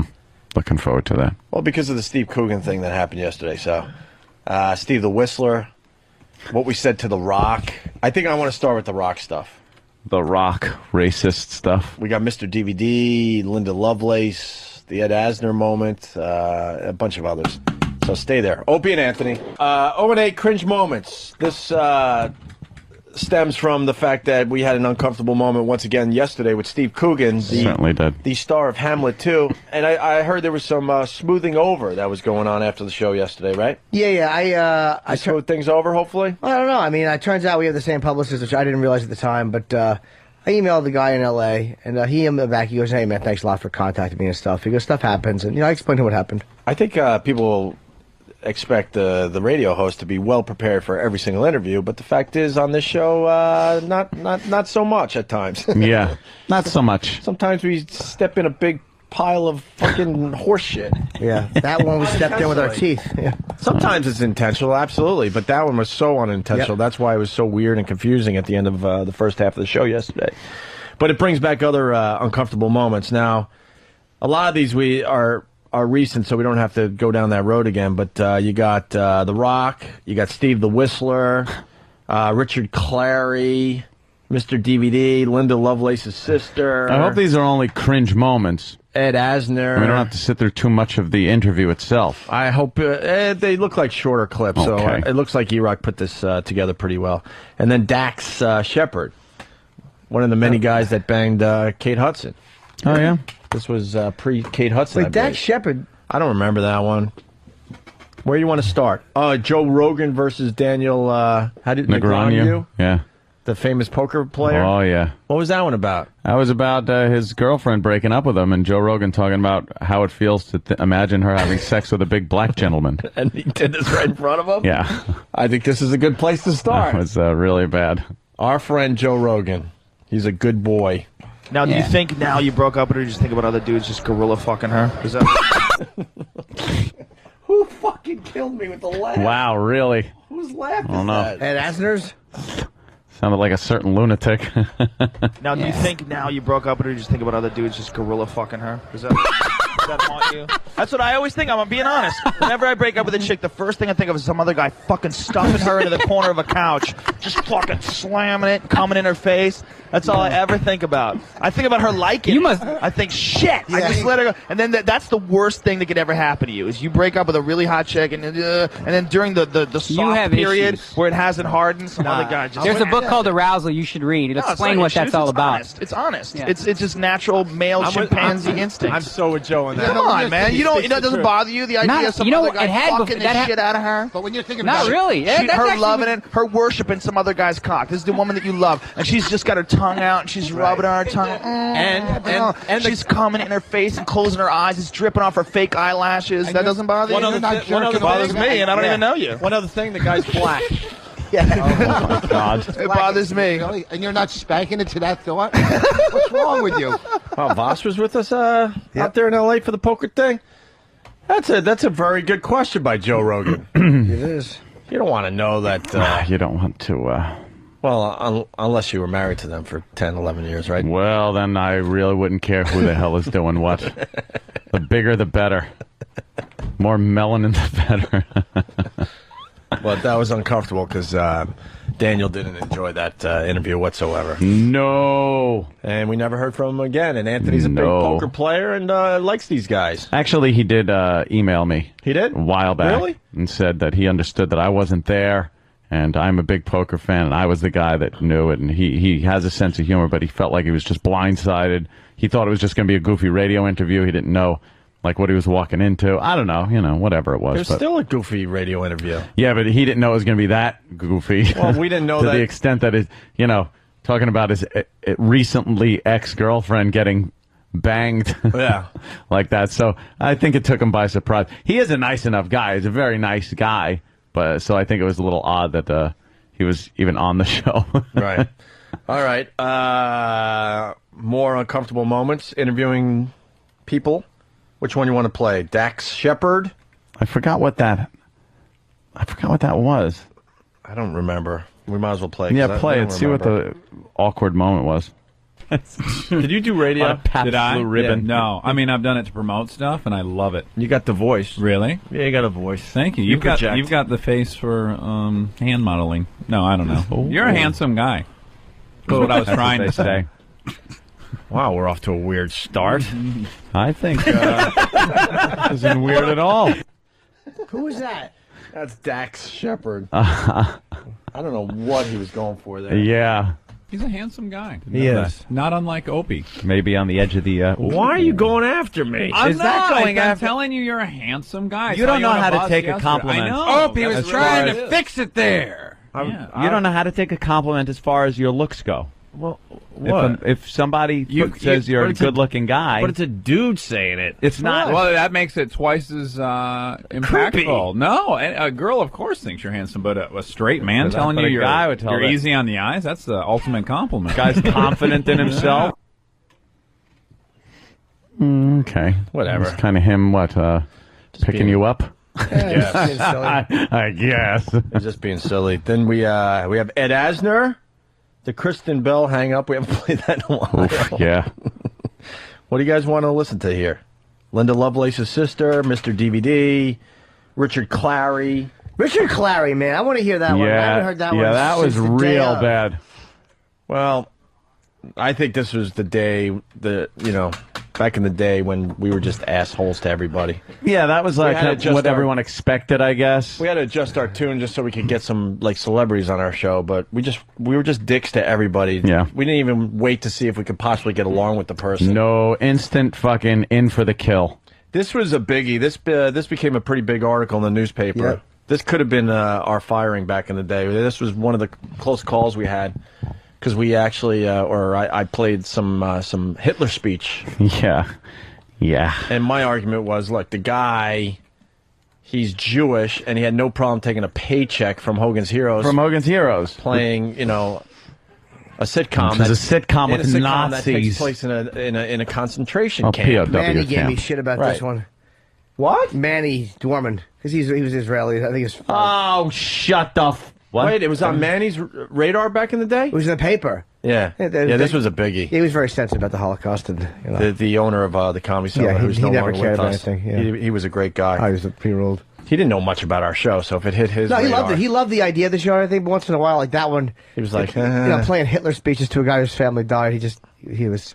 Oh, it's Robert Clary. I'm sorry. Yes, Pierce Mark. I'm sorry. What'd you say? I thought you said Robert Clary. It says Richard on the thing, and I was just reading. Okay. I actually know it's Robert Clary. Now, wasn't this at the time that the war was going on? Well, I was born in 1926, and the war started in Europe in 1939. Right. Which means I was 13 years old when the war started in France. Yeah. When the German occupied France in 1940, then in 1941, we Jews had laws. We had rules. We had to wear a yellow Star of David. We had curfews. We could not do anything. And suddenly eventually we got all arrested and sent to concentration camps, and mostly to gas chambers. Oh, my God. And I have 13 of my immediate family was deported. Yeah. And I'm the only one who came back. I was lucky to survive the 3 years I spent in concentration. Now, how did you get, how did you escape? Well, I was young. I was 16 years old when I was arrested. Goodbye. Opie. Oh. All right. Look. Turn that off! 1 second. 1 second. Well, he was stupid enough to call back. How bad does he need to promote his book? Hold on, I can't breathe. Hold on. I am mortified. I cannot believe you played. Wow. I forgot. He called back a couple times. Yeah. We were we kept getting him back on the hook. Yeah, and he got back on the line, and that one just put him over the edge. And wow. Well, the whole thing was the fact that he went through this the actual real Nazis back in the 30s and 40s, and him and his family, of course, suffered. I would gather from what he said, and then an acting gig comes along. and instead of having some principles and maybe thinking that the Nazis might not be the best subject for a situation comedy, he goes right in there and collects a paycheck. That's that's how we explained it to the bosses back in the day. Oh yeah. Still next good story. I want to hear. Well, we got Steve the Whistler still. The Rock, Linda Lovelace's sister. Can I hear The Rock? I wasn't there for All that right, one. dude. The Rock was uncomfortable. I wasn't there This for that was one. the greatest blindside ever. Yeah. This actually goes with what happened yesterday for the most part. We didn't have the knowledge. We had, I forgot his name. He used to be a huge fan of the show. Sick Boy. Used to be, maybe he still is, maybe changed his name. Because, man, you want to talk about someone like just disappearing after this. Sick Boy disappeared. Sick Boy ended up going, I think maybe even, don't quote me on this, going out with and perhaps even marrying the famous Beba. Beba? Spaz's ex-girlfriend. Wow. The famous Beba. Yeah, she was Beba all was right. pretty all right. She was aight. Tall, kind of strawberry blondish hair and stuff. But yes, Sick Boy ended up hooking up with her. Okay. They're married? I don't know. Did they get married there, Steve? Mm-hmm. Yes. They did. They did. They did an icky thing. You keep in touch with Sick Boy? Yeah, I spoke to him about 2 weeks ago. He's How's Beba? she just had her third child. I Get believe. the fuck out of here. Yeah. How fucking What a long have we been on the radio? Fucking fertile sons of bitches they are, huh? Yeah, she just had their third kid, and they live in the Midwest. Can we make In the Midwest? What happened? Ohio. Where have we been? How old are we? What fucking happened? Did we just wake up in a time We've been machine? unconscious. Let's make a pact. All right. Seriously, 2 more years. And then what? We shoot each other in the head? Don't even have to. We're just 2 more years. Let's put a limit on this thing. Yeah. Seriously, I'm not even joking. I don't What want else can we do with this dumb thing? 2 more years. Okay. That's it. Steve, where did they go on their honeymoon? Yeah. Is that fair? 2 more years? 2 years. That's all we need to do. 2 more years. Jimmy, get HBO to hire you in the next 2 years. I'm hoping they hire me by September. 2 more years, and then we do other things. I don't want to do that thing. I can And do we'll do both. his political talk, and I'll start spinning That's what I twofers figured again. I'll do. I'm going to spin twofers again. You do the political I'll talk. do political talk with a twist. We really have to put an end to this. I say 2 more. That's it. 2 more. Yes, before I'm 40. Wait a minute. Wait a minute. You are? No, I'm 27, according to We Fit, my friend. 27 years young. That's my new age, 27. Did you do We Fit? We Fit years, I'm 27. And that's when 27 in We Fit years? And every interview, when they ask me how old I am, I'm going to go, I'm 27 in We Fit years. We Fit years. That's right. I don't acknowledge the real age anymore. Uh-huh. I will only acknowledge We Fit years. So if you call up this show, you tell me how old you are in We Fit years. I'm 57 years young. Young. I'll be 58 in March. Get the word out. We made an announcement today. 2 more years and that's it. Done. Because we're going to renew with somebody. It might be CB Radio at this point, but then two more and we're done. How the hell does so much happen? I don't know. 3 kids? What the fuck? Well, 2 could be twins. Beba. Beba. They could have pumped out 1 a year. Ga-bing, ga-bing, ga-bing. I know how it could happen, Jimmy. You don't have to actually explain The it. vagina opens up and the little life force tumbles out. The life force. First, some spermatozoa is needed to That's right. fertilize the egg. It fertilizes the egg, and then the lady gets fat, and her body goes to hell in a handbasket, and something that's going to crash your car in 17 years falls out of your cunt. Ah, shit. Let's say hi to Greg on Long Island. Greg. Good evening. How you doing? Hey. What do you mean 2 more years? Isn't it 34 days? Well, 34 days.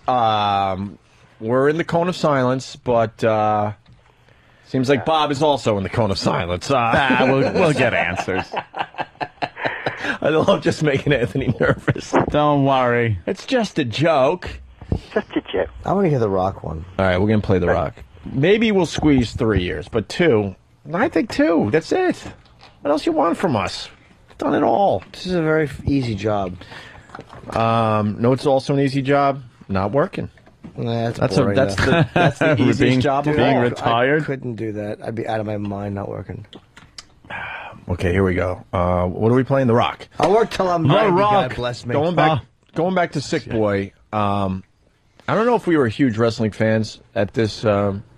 We were getting into it. Yeah, but we figured it would be cool. We have The Rock. He's like big name. Kind of. He was on his way up. He was definitely. He became a lot bigger, I believe, after our interview. But we figured this Sick Boy. He runs a wrestling site, so this is perfect. We'll bring him in. Mm-hmm. And when we're like faltering, because we weren't the greatest interviewers back then, certainly, I think we're a lot better these days, we can at least go, Sick Boy, what do you got for The Rock? It makes it easy, right? Yeah, and Sick Boy knew a lot about wrestling because he ran a wrestling website. Yeah. There was a website that he ran that had wrestling message boards, wrestling information, and therein lies the problem. Yeah. Listen to this.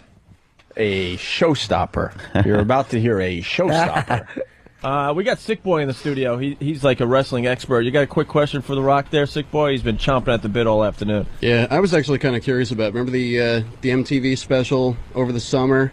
They had the feature on Tony Atlas, who was your dad's tag team partner. I was kind of wondering if you saw that and what you thought about it. They kind of highlighted some of the hard times that Tony's gone through over the years, and him talking about being so desperate that he wanted to kill himself and all that, and just what your thought on it was, with your dad being his partner.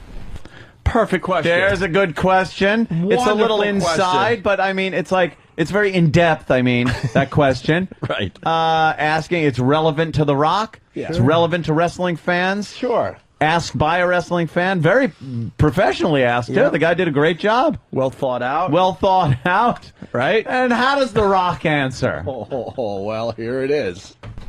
Well, before The Rock actually answers that, just out of curiosity, The Rock's heard of your name, and The Rock's got a question for you regarding your website. Oh, no. Nervous Actually, I had no laughter. idea it was you who goes by the name of Sick Boy, but it was brought to my attention last night from the office that your website carries a lot of racist comments, and I just want to hear about that. And for the most part, I just want to know, it sounds like all you guys are friends, and if you guys had known that this is a guy who has racist comments on his website. Hold on. Do we completely sell him out here now? We don't know this motherfucker. Yeah, but it makes better radio if we were selling them out. I had no clue. I don't think you had a clue either. I didn't know about that The Rock knew that there was anything like that. But do we now go because here's The Rock's point. He sees us all hanging out. He thinks we're good friends with him. It was actually the first time he had ever been on our show live. We'd had phoners with Sick Boy, but he'd never been on the show. So he was actually sitting there. And The Rock, I guess, was under the impression that we're all buddies. Well, he's in the studio. Yeah, he's in the studio. We're all laughing and stuff. So The Rock then put us into the whole situation with that. And I love how The Rock just called himself The Rock all the time. Yeah. Well, The Rock, and even when he's serious, he's like, well, look, The Rock wants to know, because The Rock has a question about the website, and The Rock was very upset with it. It's like, well, bring him in. We'll talk to The Rock. Here we go. There's a guy who has racist comments on his website, and if in fact you guys are behind that. Oh, I've seen his website a few times. He's got a bunch of writers on there, and I think they just open it up to everything. Yeah, I don't think there's anything ever been racist, no more than any of the humor that goes on this show. Well, hey, now don't blame our show. Hey, he sold us out, motherfucker. Yes, he did. I mean, I've never seen one thing up on my site that would ever be racist, because that's not how I was raised, and that's not how I would run a website. Well, it's on there. Oh, geez. No, I haven't seen it on there. If it's on there, it will absolutely be. The Rock says it's on there. But, I absolutely do not condone, nor do I, support any of the statements made. And if, somebody on there has made racist comments like that, they're absolutely going to be fired. Can I be excused? Whoa, really? Wow.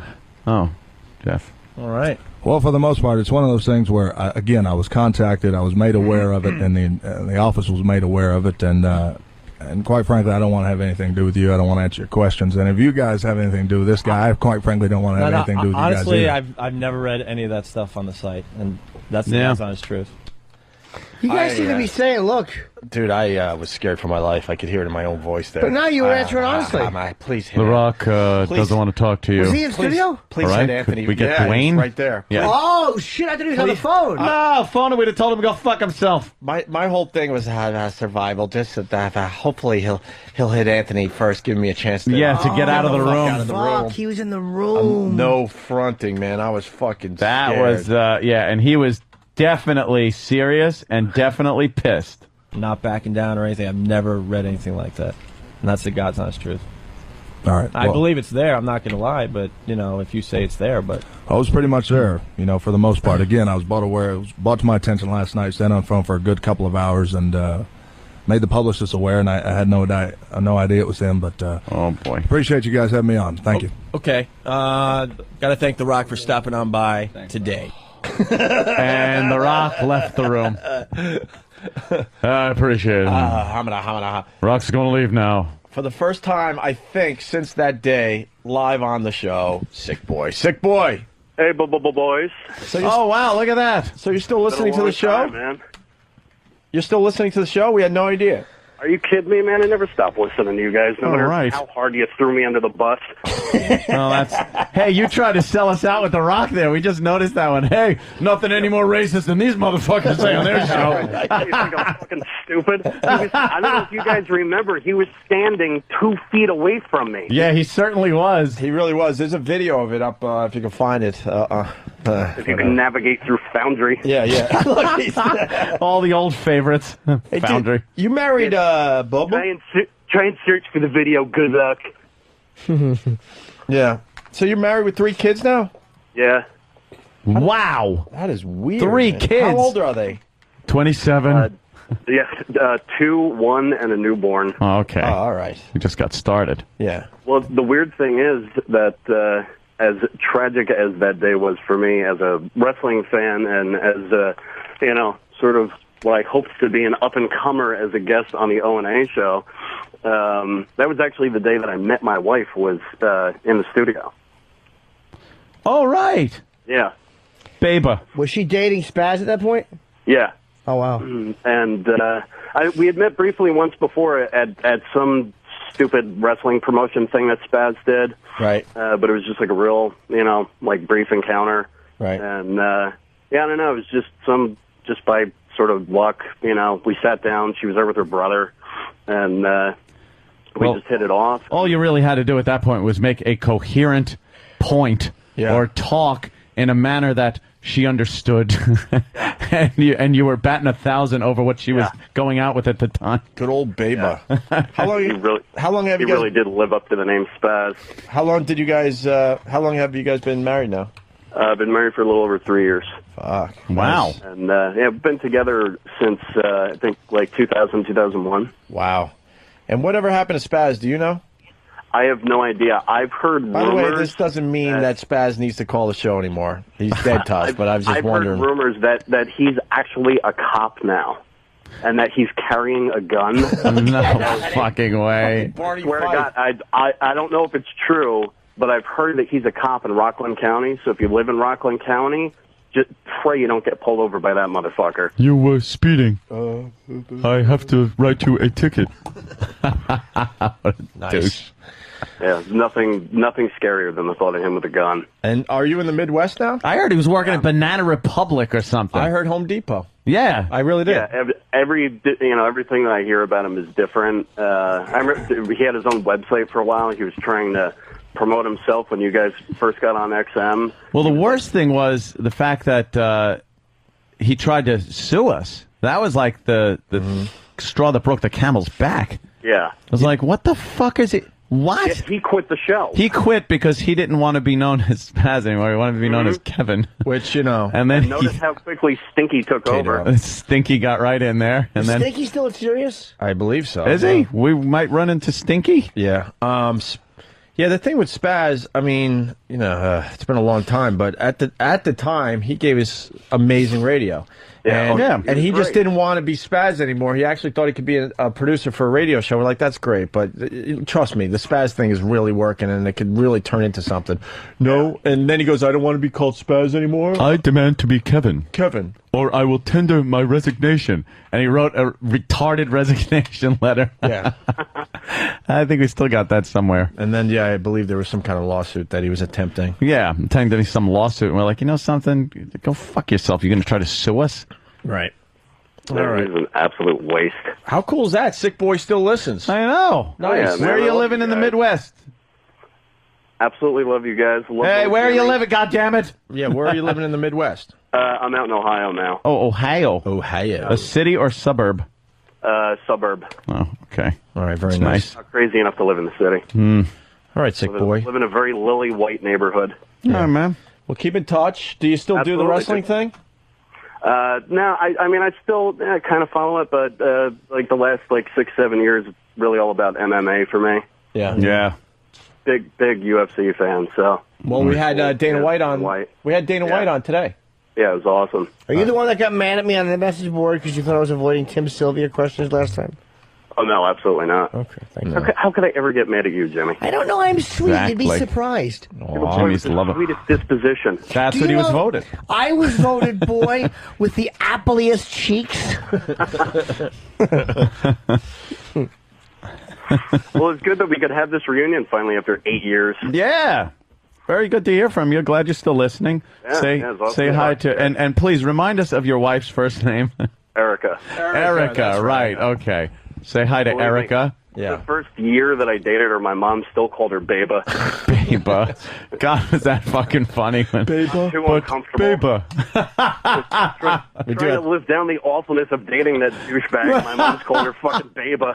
Ah, shit. Shut up. We got to bring back some of those spaz Fucking bits, man. I'm Beba. telling you. Some of those spaz bits, as much as Bad Blood, were just ridiculously good. I wonder how they'd hold up, tell you the truth. I think a few of them would. Yeah, hold up very probably. well. They'd still be fucking funny. We might throw a couple on the channel in the near future. We'll see. Hanging from a cable in a Spider-Man suit trying to open the bank vault to make the perfect crime. Well, the best one ever was... What a douche. The best one ever was when he got a new credit card and maxed it out in 2 days.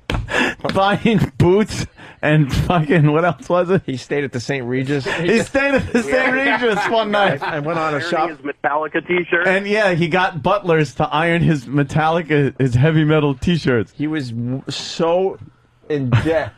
It was unbelievable. Holy shit. He was the king of fucking Rockland County white trash. Oh, He no came up with the doubt. whole giant mosquito thing. Yeah, encephalitis. And getting peed on from the sky. Yeah, and- the construction workers were peeing on him on a hot summer day Right. when every air conditioning on every building is on. It couldn't have been water coming out of the air conditioner. Yeah. Yeah, stupidity like that comes around like once in a lifetime as Yeah. far as radio gold is concerned. He is the Halley's Comet of stupid. That's right. Oh, shit. Oh, it's on YouTube? Spider Spaz? Look at him. Committing the perfect crime. You have to make a centricized. What was the hole? A perfectly symmetricized hole in the safe. He's out front of the building. We're watching this. This was before all the Spider-Man movies. Oh, Jesus. We were ahead of our time. Look What at this. a complete ass. Fucking... What? Oh, when they had all those painted cows around the city? Yeah. He's riding a cow in a Spider-Man suit. Yeah. As people just berated him. Whenever he went out, people just fucking threw shit at him. Oh, my You guys God. remember the fucking the show? I don't remember where it was at in the city. You guys did a live broadcast. Stephen Lynch performed, Sammy Hagar performed, and Spaz was running around. He kept tripping, going up and down the stage every time you guys sent him to get something. So Opie actually made somebody go out and get a helmet for him to wear. A cocky helmet? Yeah. Him wear a fucking helmet to the entire Fucking Steve and I were retard. on the side of the stage laughing the whole fucking night. Yeah. Right on. Thank you, Sick Boy. Anytime, guys. We got to move on. Keep in touch, all right? Absolutely, bro. All right, there he is, Sick Boy. Still listening. That is really cool. Joe writes, favorite spaz bit, lifestyles of the rich and famous. Oh, that was good, That would definitely hold up. That would hold up. We'll figure it We'll out. have to go through a few of those. Maybe we'll throw There was just so much on. bad blood for so long with that bullshit. There was but a lot of crap going on with him. So, yeah, listen through them, see if there's some funny shit. Because just thinking back of the perfectly symmetricized hole. Yeah. We'll play. Maybe we'll play one tomorrow. I can pick a lock on a safe. Didn't he say something like he had to rappel up or something? Like it was the complete opposite of what repel meant. What repelling is. I then repel up. Oh, here it is. Look. He's hanging from a cable. What a complete ass. Oh, and there's a little safe. This was like a Mission Impossible thing. And he was supposed to open the safe just by using his ear. Yeah. And hearing the clicks of the tumblers. Yeah. And he guaranteed he could do it. And of course he didn't. Mythbusters couldn't do it. Yeah. We had like special stunt people come in to rig the studio so we could hang from the ceiling. Yeah. Holy Everyone's shit. saying lifestyles of the rich and famous, hysterical. Yeah. Do we have that bit? What? All right, E-Rock's going to find it and see if it's worth playing. We'll do it tomorrow if someone reminds us. You know what's fucked up? There were certain instances where the news would report things that he came up with. Like, remember when he said a huge airplane full of kitty litter should fly over hurricanes to absorb up all the moisture and kill the hurricane? And then we used to laugh and we would laugh. He'd come up with these fucking off-the-wall things. Robots in the operating room is not safe. Yeah. I remember he'd come up with all this shit. And it was like, I read in the paper one day that they were thinking of taking some kind of moisture-absorbing shit and dropping it from a plane into a hurricane. I'm like, how the fuck? Yeah, to knock down the force of the damn thing. I came up with that idea. Or aim microwave ovens at the tornadoes to dry up tornadoes. All right, E-Rock's got a job. E-Rock's going to see if he can find a couple that are worth playing. Hey, what, you got one more thing? Or? Well, Eric was bringing up. The one where you put his paycheck in the toilet and took a shit on it and made him dig through it. We were mad at him that day. Ah, that was funny. And we can't understand why he didn't want to be spaz anymore. Yeah, We're a bunch of idiots. I am Kevin. All right, hey, I think we have time for one more cringe moment as we were interviewing people. We got Ed Asner, Kristen Bell, Linda Lovelace, the Mr. sister. DVD, or Steve the Whistler. The one we'll do one more, and then tomorrow we'll do the rest of them. Linda Lovelace. Want to do that one? Yeah. I like Steve the Whistler myself. Which is longer? Maybe we could sneak two in. Okay. Let's see. We'll blow off line of the day and get this over with. Yeah. Here we go. Linda Lovelace's sister, of course, Linda Lovelace from Deep Throat, died, and her sister was trying to raise money, I think, to bury her for the funeral or something. It was pretty serious crap going on. I don't know why she called our show, but this is how it went down. A fund is being set up. Yes. And this fund is for? Linda Lovelace Memorial Fund is going to be set up in lieu of flowers into an account. Holy shit, okay. That was bad. Her dead, she's trying to raise money for her dead sister. All right, well, do we have to go on? Yes. Yeah, all right. In lieu of flowers into an account for her grandchildren's college fund. Right. And, well, now here's another tip here. Her funeral expenses are being covered. Oh, they are? They are. I'm just reading my notes from her sister-in-law. Her first, what do you call it, check? Oh, good. So She was on disability, and it came the day after she died. But anyway, she has a sister-in-law out there who's handling all of this and doing very well. But she has said that people are calling her and wanting to donate and so on. Yeah. So if you want to, I can give you the account number, the name of the bank. Well, we shouldn't have that kind of information put out on the air, I don't think. But Well, is there a phone number, perhaps, or somewhere where people might be able to get in touch and send a donation? Are you okay? You can send a donation to me, and I can forward it. Okay. If you want to. That's entirely up to you. Right. Well, I can give you the name of the bank. The name of the bank. Yeah, let's give out the name of the bank. If you're just tuning in, Linda Lovelace died tragically in a car accident on Monday. Yeah, and we're just there's a fund, and we got Barbara on the phone. Her her loving sister. You're the older sister? Yes, I am. We lost another 14 years ago. Anyway, are you ready for this? Yes. All right. Andrew, you owe me 1,000. Yes. Barbara, you all right? Yeah. Cindy, what's the account number? Is this it? Yes. Okay. The account number is 832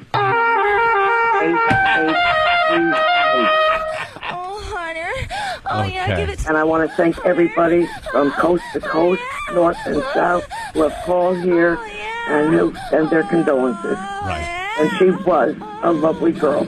I bet, Barbara. Well, thank you so much for spending a few minutes with us today. Okay, thank you for calling. I bet. Oh, man. Fucking Christ. brutal. Brutal. Wow. Nice.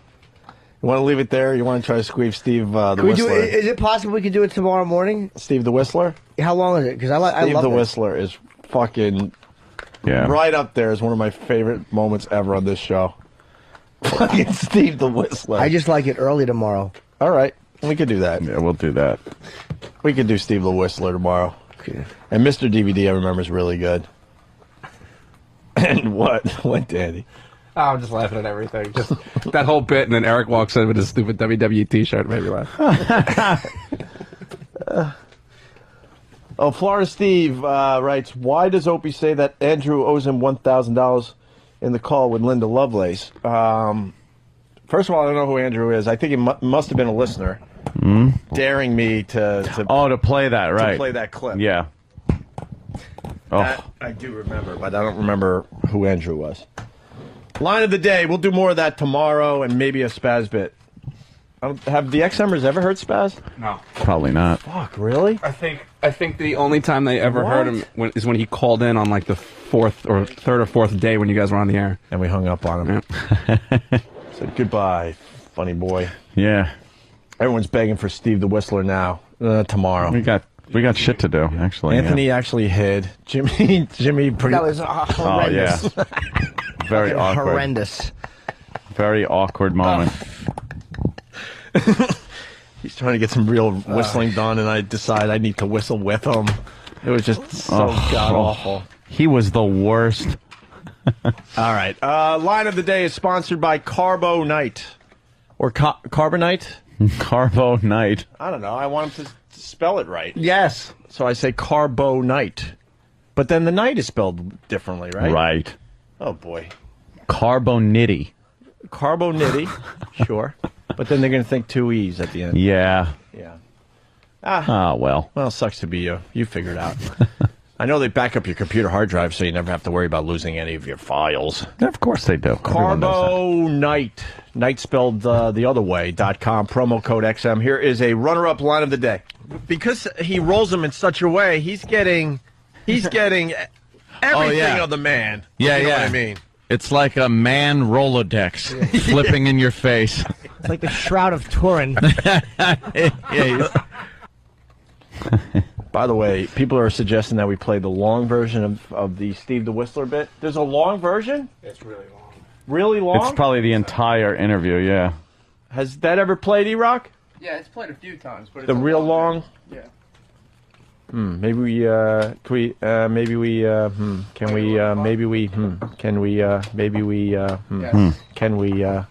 tomorrow at 11 maybe or something. Tomorrow. All right.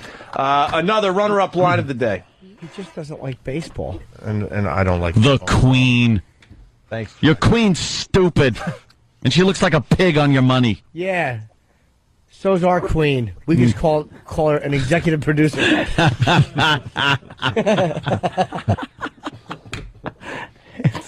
It's just multiple times every day. He just wants to work. Single day. He just wants to waddle around the office. He just wants to come in, do his work and leave. Yeah, that's right. Just what? What? Why are people looking at me weird when I say do his work? Coincidentally, that's what I want him to do too. Yeah. I come in, do your work, and leave. But not in that order. Yeah. Yes. Hey, another runner-up line of the day. Teen Wolf, he was originally a wolf, and then it looked like he was a dog with fleas. Or a dog that just got rained on and came in the house. God, we gave him an XM show today. What's wrong with us? A little bit. Take our temperatures. By the way, people are mentioning other cringe moments. We're doing some of the old school ones. Yeah. Because people coming up with the Dr. Jody Gold when she called in about Heath Ledger. That was terrific. But we were going way back. I don't remember half that shit we played today. I remember the moments, but I don't remember them specifically. Yeah, the details of them kind of fade with time, and you forgot how fucking bad they are. Oof. All right, listen, I've been reading instant feedback. I'm willing to make a deal here. It's a very simple deal. E-Rock, long form Steve the Whistler. Can we play it right after the break? Yes. We'll play it right after the break, but that means you got to bear with us tomorrow when we play it for the shorter version for the other Tomorrow side. morning, yeah. I don't want no bitching. Yes, sir. You'll get some. I know. They'll go, hey, you played this yesterday. Just played it. Where you calling it in? What's the matter? Lazy day? Fucking day? Shitty. What do you say, guys? Someone talk for the listeners. Is this cool? Long version right now, and we'll do the short version tomorrow. Yeah, that's a good idea, because I can listen to it now and then not tomorrow or vice versa. Yeah. Let's listen to something else. I kind of want to listen to Steve the Whistler. We have a freaking meeting, though. Yeah. I want to listen to this. Burn it to CD for me, E-Rock. Do we have to go over there for the meeting? He's here. Oh, okay. Where? Where is he? In the back. Where the fuck? Where are you? You. All right. Whoa. Teasing, of course. Whoa. And let's not forget this disc for tomorrow. There's other ones worth playing. Ed Asner. Oof, that was a good one. And Mr. DVD, I know was really good. I don't remember it though. That'll be worth playing tomorrow. I remember you guys would. I don't remember. I have to tingle. You kept hanging up on him, and he kept calling back, but you did it like over 50 times. over He and would over keep again. calling back.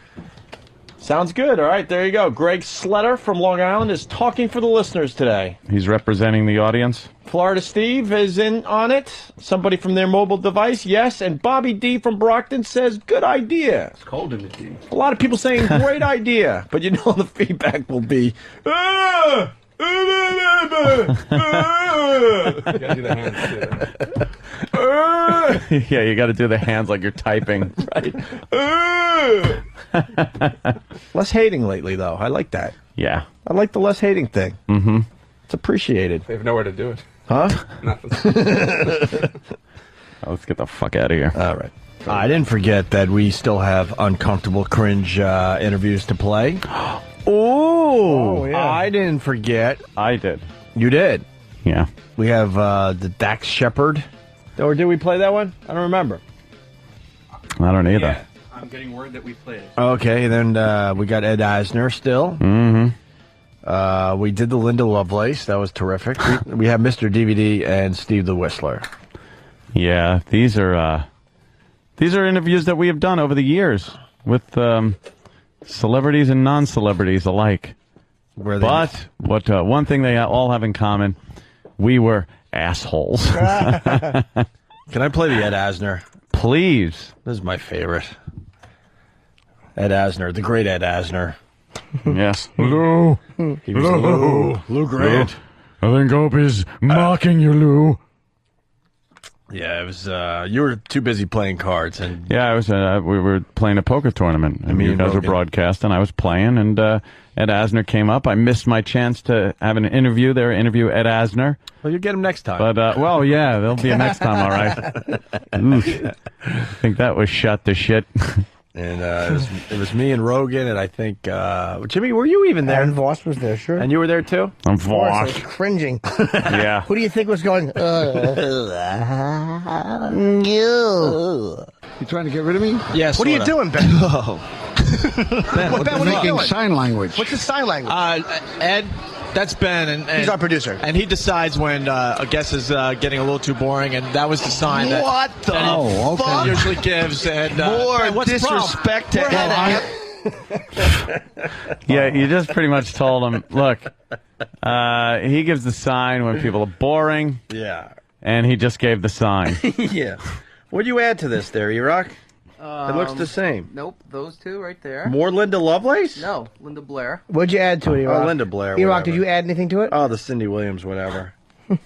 Okay. Who said what the fuck? Rogan? Yeah, it sounds like Rogan. Yeah, but Rogan was... That's how Rogan rolls. He fucking... He's a good actor. He'll say, oh my God, that's terrible, and then jump right in. Yeah. Boring, and that was the sign that... What the fuck? He usually gives, and... more what's the problem? disrespect to We're having a good interview with Ed Asner. I can tell you, Anthony, that's the last time. He doesn't even know you're not there. Anthony, he's calling you by my name, so I get... Anything you say now fucks me over. No, I think at that point he didn't want to acknowledge that I was breathing, and I think he was like saying that to Joe Rogan, thinking it was you. Okay. Disrespect to Ed Asner. We're having a good interview with Ed Asner. I can tell you, Anthony, that's the last time I'll ever be on your show. No, that was yeah, Ben. I've suffered your insults enough. I certainly wouldn't come back again. I'll be glad to talk to you about the Columbia documentary some other time when he's not around. Can I talk to you, Ed? I'm a big fan. I love you. Absolutely. Jimmy has to be they're like an enabler. You fuck. Can I talk to you, Ed? I'm a big fan. You're like the fucking Worm Norton. You're like the kid in between like divorced parents. Separated parents. I really am a codependent. When he's not around. Can I talk to you, Ed? I'm a big fan. I love you. Absolutely. Thank you. But be sure that he's not in. I don't. He does this all the time. I'm a big fan. I'm very happy to have you on the show. He's a destroyer. He's a destroyer. He's like Gordon Gekko. He builds nothing. He liquidates. He's filthy. He's greasy. Yes, he is. I don't want to swarthy. smell his shorts. He's a Sven In quotes, I don't want to smell his shorts. Ed Asner. Bravo. The great Ed Asner. Great Ed Asner. Thank you, sir. Very nice to meet you. Thank you very much. You're a destroyer. He called you a destroyer. Wait till Anthony hears this on the replay. Oh, it was phenomenal. Hey, Jimmy, get back here, man. I start sweating. Ed, no, come on. Give me a handshake, please. Fuck you. No, fuck you. Dude, Ed Asner just said fuck you. Oh, that's phenomenal. He was not happy. Oh, that's good. Yeah, give me a handshake. Yeah, Fuck you. Fuck you. Ed Asner. The great Ed Asner. Yeah. Jesus. Yeah, sorry I missed that one. I'm sure I would have been in a corner in a fetal position. Like Jimmy probably was. Oh, it was awful. Like you were for Steve the Whistler? Oh, yeah. Let's do a little Steve the Whistler. I had to hide.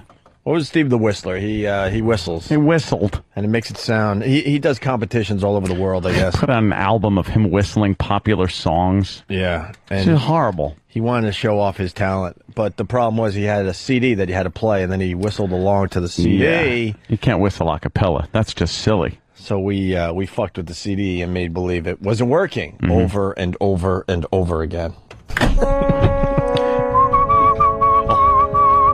That's Steve. This is, I swear to God. Oh, this is so bad. Now I remember the song and everything. I can listen to Steve the Whistler audio every day. Just fucking horrendous. He was off and running, not knowing it was going to be a false start 20 times.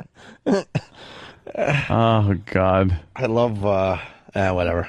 Stupid tune that I couldn't help whistled. myself, and I needed to whistle along with the great Whistler. Because he really takes this very seriously, this whistling thing. It does.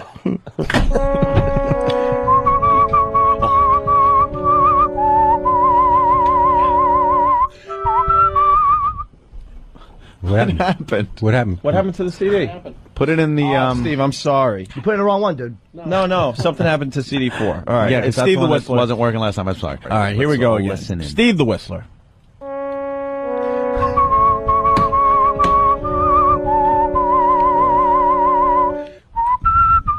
What? Oh, God what the damn hell it. is going on with the CD Dude, you got player? that's the third time you've had a problem with that one. Clean it. This is the same one that was skipping earlier when we were Put it in the other one. No, Watson. Steve the Whistler. All right. We're all acting. No! Why? I don't understand, Steve the Whistler. Our acting is the worst. That's the third time you've had a problem with that one. Clean it. This is the same one that was skipping earlier when we were Put it in the other one. Steve the Whistler. I'll look. I think.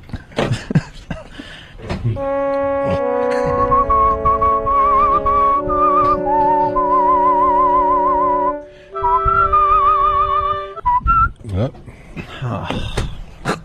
Steve, I'm embarrassed.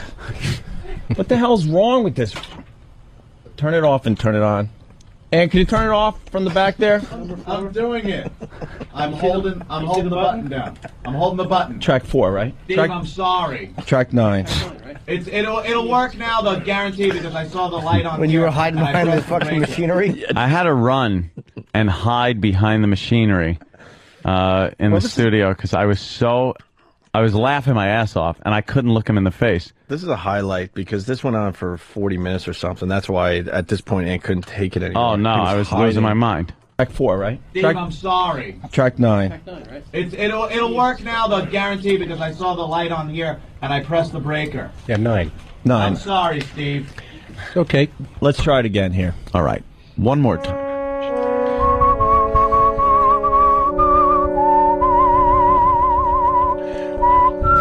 That's not going. Stuck. Oh, Jesus. Dude. Nice tone, Rick. though, right? Yeah, that was. I apologize. All right. Oh, God. You get it to stick like that. I don't remember. Steve the Whistler. I love Steve the Whistler. Remember his album cover?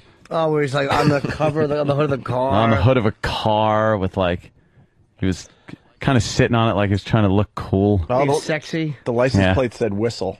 Yeah, yeah. Oh, God, Whistle. Yeah. What a douche.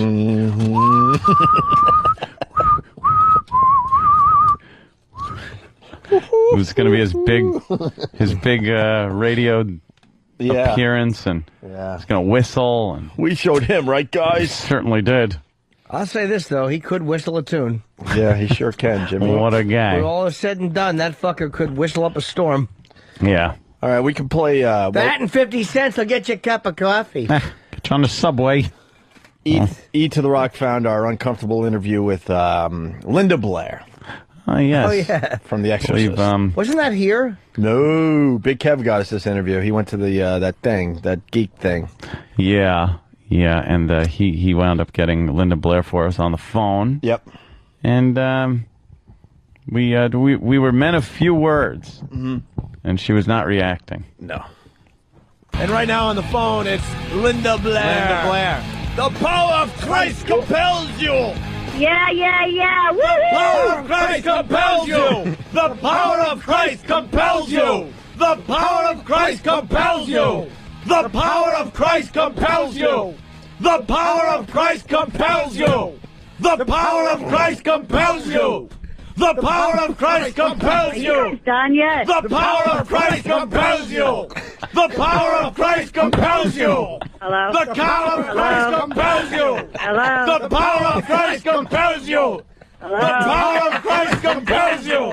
The power of Christ compels you. Hello? The power of Christ compels you. Did I hang up? The power of Christ compels you. The power of Christ compels you. The power of Christ compels you. The power of Christ compels you. The power of Christ compels you. The power of Christ compels you. The power of Christ compels you. The power of Christ compels you. The power of Christ compels you. The power of Christ compels you. The power of Christ compels you. The power of Christ compels you. The power of Christ compels you. We were really committed. Linda Blair, everyone. That's funny. Linda Blair, everyone. Yeah, there she is. Blair. Saying hello, hello. All right, I'm bored.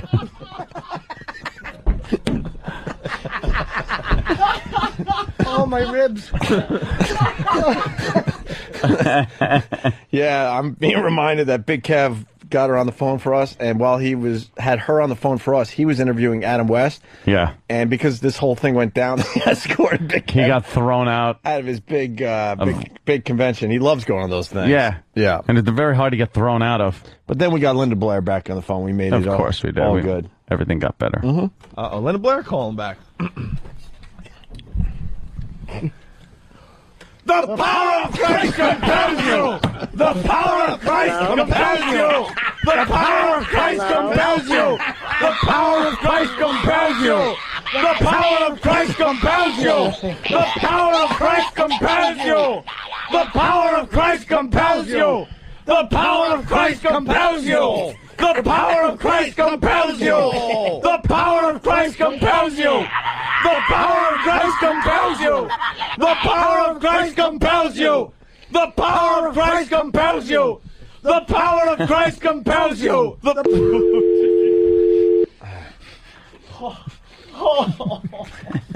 She ain't getting no more. Yeah. I don't know why she calls back. That was a good moment. Cindy Williams, Mr. DVD, I don't remember. I don't remember that one either. Let's try Mr. DVD. I forgot she called back. Oh, the Mr. DVD, we did the old silence game too?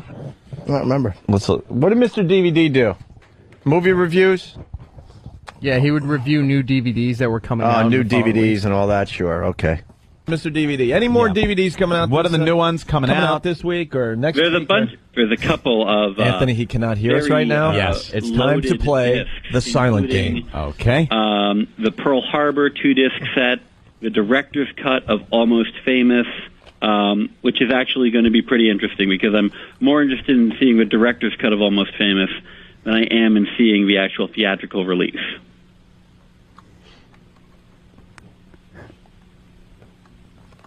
Hello? Hello?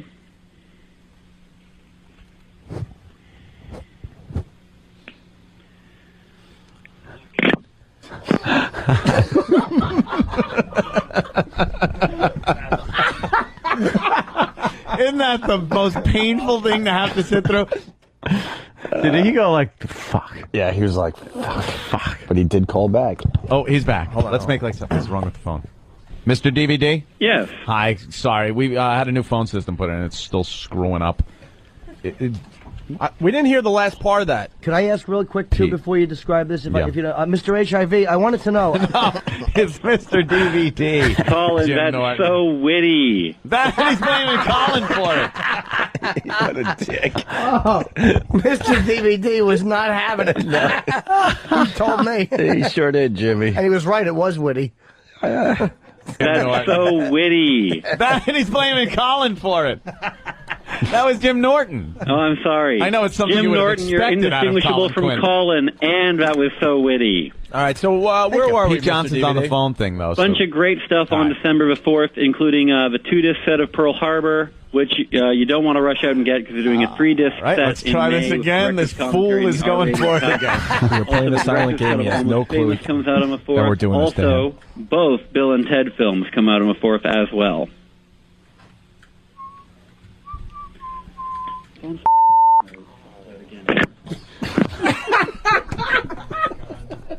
All right, that time he cursed. All right. That time he cursed. All right, that time he He's sitting there with Vic. Phones, because the phones have been dropping out. And then he hung up. You don't think we could get him a third time, do you? No, Mr. DVDs. Yeah. No, Are you on a better phone right now? I think it's us. Oh, I did hear something about Bill and Ted. Two Both movies Bill I and really Ted enjoyed films come growing out up. on the 4th, yes. Bill and Ted on the 4th. Anything special with those DVDs? Not as far as I know, although I know that the one Silent actor, game. Alex Winter, is probably eminently available to do a commentary. Alex Winter's career has not taken off as Keanu Reeves has.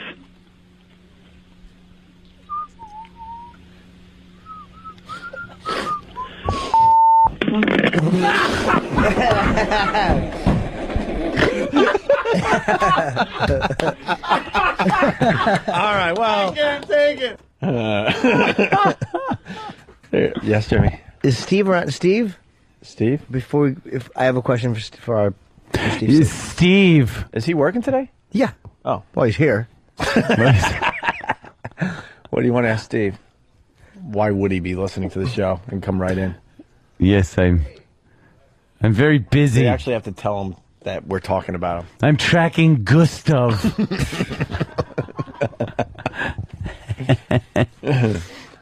There's a person in the water. Yes. People are asking about the beeps. I think that's the only version we got. Cause that's old stuff. That's Back in old. the day, we That's had to old put the school. beeps in so we could throw it back on the radio. Steve, Jimmy's got something for you today. Can we get him back in on the phone? Yeah, can we get Mr. DVD back on the phone? What's he up to? For the Greg and Tony show. Yeah. Don't tell him it's us. He might remember. Why not? Greg and Tony. All right. Yeah, can we get him on today, maybe? Tell him we heard some stuff about him. We wanted to get his take on some DVDs and stuff. Yeah. See if we can get him on now. Must get out of my way. Pendulum is swinging back the Wow, you grew back that way. facial hair quick, huh? Told you. Motherfucker. Told you. Wow, weed. Yeah. This will be, by midweek, this will be full gray and goatee again. All right, let it go. He's got 2 gray right. hairs. You are a lunatic. You have 2 gray hairs, maybe. What are you 3. talking about, gray hair? They're there. Grows fast. That cum fertilizer is amazing. Like Jordy Verrill. Jordy Verrill. Why is Jimmy imitating how Steve walks? Walk like Steve again. I know it's radio, but... Walk like Steve. Missed it. Oh, God. What are you doing? Come on. Some other things you should worry about besides his gray hair. Oh, damn. Oh, snap. Cindy Williams? Mm-hmm. All right, we'll do Cindy Williams, too. There's a bunch of these, but we're going to try to move on a little bit. But uncomfortable moment with Cindy Williams, who played, what's her name on that show? Shirley. On Laverne Shirley Shirley. Feeney. Yeah, well, Laverne was more the dykey one. Yes. And Shirley Feeney was the one who was kind of quiet and prissy. But it turned out that the big ragu would come in, and she only liked if you were unshowered to straddle her face and throat fuck her. Shirley Feeney loved being throat fucked by the big ragu after a bike ride because his asshole was notoriously knotted and hairy. He would sing rags to riches and punch her in the face while she blew him. Must have been a lost episode. Yeah. I don't remember that one. Yeah, she'd go 2 knuckles deep in his fucking guinea keister. Big ragu. Yeah, the big ragu. You dump in her fucking mouth. Oh yeah, he would actually hold her neck and throat fuck her, and then come all over Laverne DeFazio's sweaters. He was actually asked to leave the house one time because he wiped his asshole with the L on her sweater in a fit of rage. And one very, I don't know if it's a coincidence or something, he made an exact duplicate of the L in cum as he just spewed. And then they went to the pizza place and he took a shit in Mr. DeFazio's pizza dough. They had to close the restaurant down because of health code violations. The health inspectors found feces in his pizza dough. Because the big ragu took a big hairy shit. Well, the big ragu took a fucking a hangover shit, a watery hangover shit in Mr. DeFazio's pizza dough. Shit. That's how it went down, huh? Yeah, it wasn't even a solid one that Mr. D could go in there and ladle out. Yeah. It was a fucking liquidy one that got baked into 5 or 6 pies. People were getting sick. Somebody finally recognized corn and peanuts. No, wait a minute.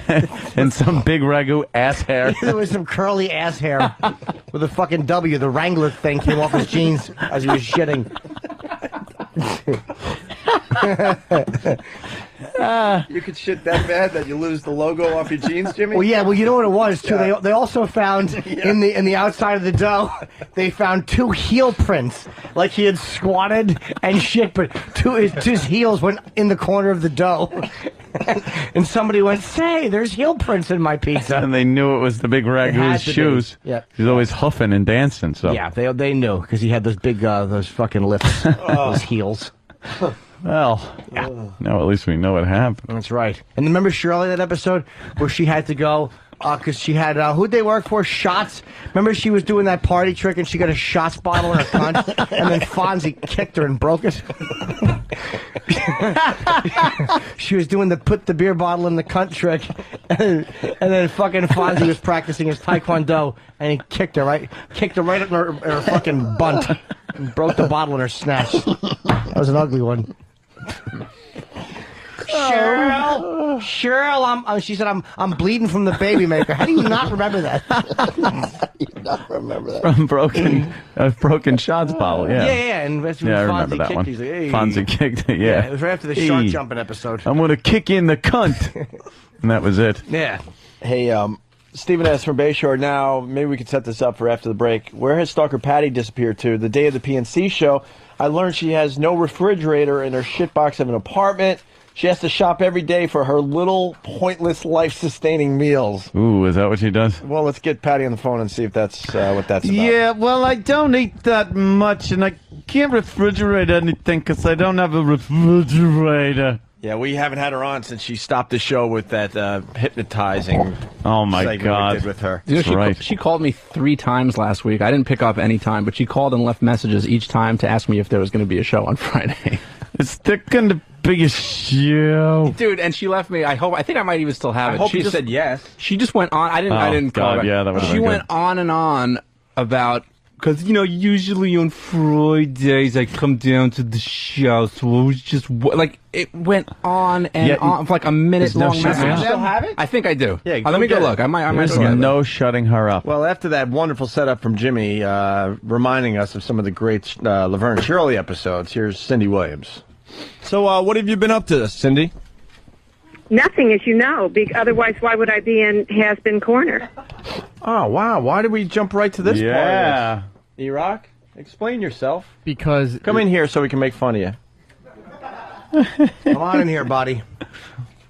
Good. Hello, E-Rock. How are you? Hey, didn't you used to be in that exercise commercial, Body Bite Cake? Okay, first fat joke out of the way.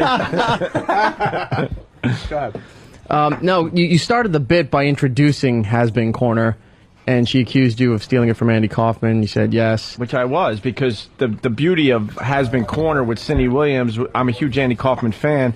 She was on Has Been Corner when the great Mr. Kaufman did it. Well, that first... And now you fast forward, and that time is a bitch. Now she's a has-been. But at the time, she was laughing her ass off as Andy Kaufman was making someone very uncomfortable as he was doing it. That first part was just a little banter back and forth, but this is where it really started to... Get depressing for her? Yeah. Okay. It got a little too real for her? Yeah. Yeah. So what have you been up to, Cindy? Nothing, as you know. Otherwise, why would I be in Has-Been Corner? Well, you were on Laverne and Shirley, obviously, the beloved Shirley Feeney. Beloved. On Laverne and Shirley. And then after that, there was, what was that? Oh, after that. Shit. Wow, I forgot about that. That's brilliant from Anthony. Deafening silence. And then there was that time you... Yeah, listen to this, man. I forgot about this. Shirley Feeney on Laverne and Shirley. And then after that, there was, what was that? After that. There was 2 kids. Oh, the 2 kids got in the way? Yeah. That's going to be your excuse? Well, do you resent them? Do you oh, shit. That's going to be your excuse? Wow, this is just vicious. We were really mean back then. I love it. God, I love it. After that. There was 2 kids. Oh, the 2 kids got in the way? Yeah. That's going to be your excuse? Well, do you resent them? Do you resent them for that? Totally. Because you were... Totally, but not as much as I'm resenting you 2 right now. No. What? This is all fun, right? So, Cindy, seriously, what have you been doing in the last 20 Nothing. days? Nothing.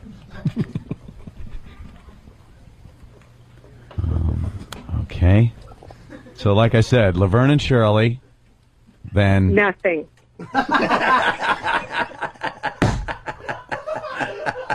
Oh, was she mad? Laverne and Shirley, and then nothing. You know how huge? You know how huge that Laverne and Shirley show was back in the day? Yeah. And she was in American Graffiti before that, right?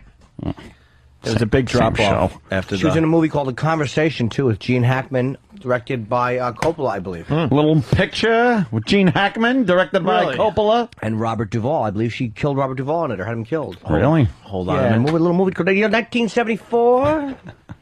I'm guessing. Let's say hi to Dano in Kentucky. Dano.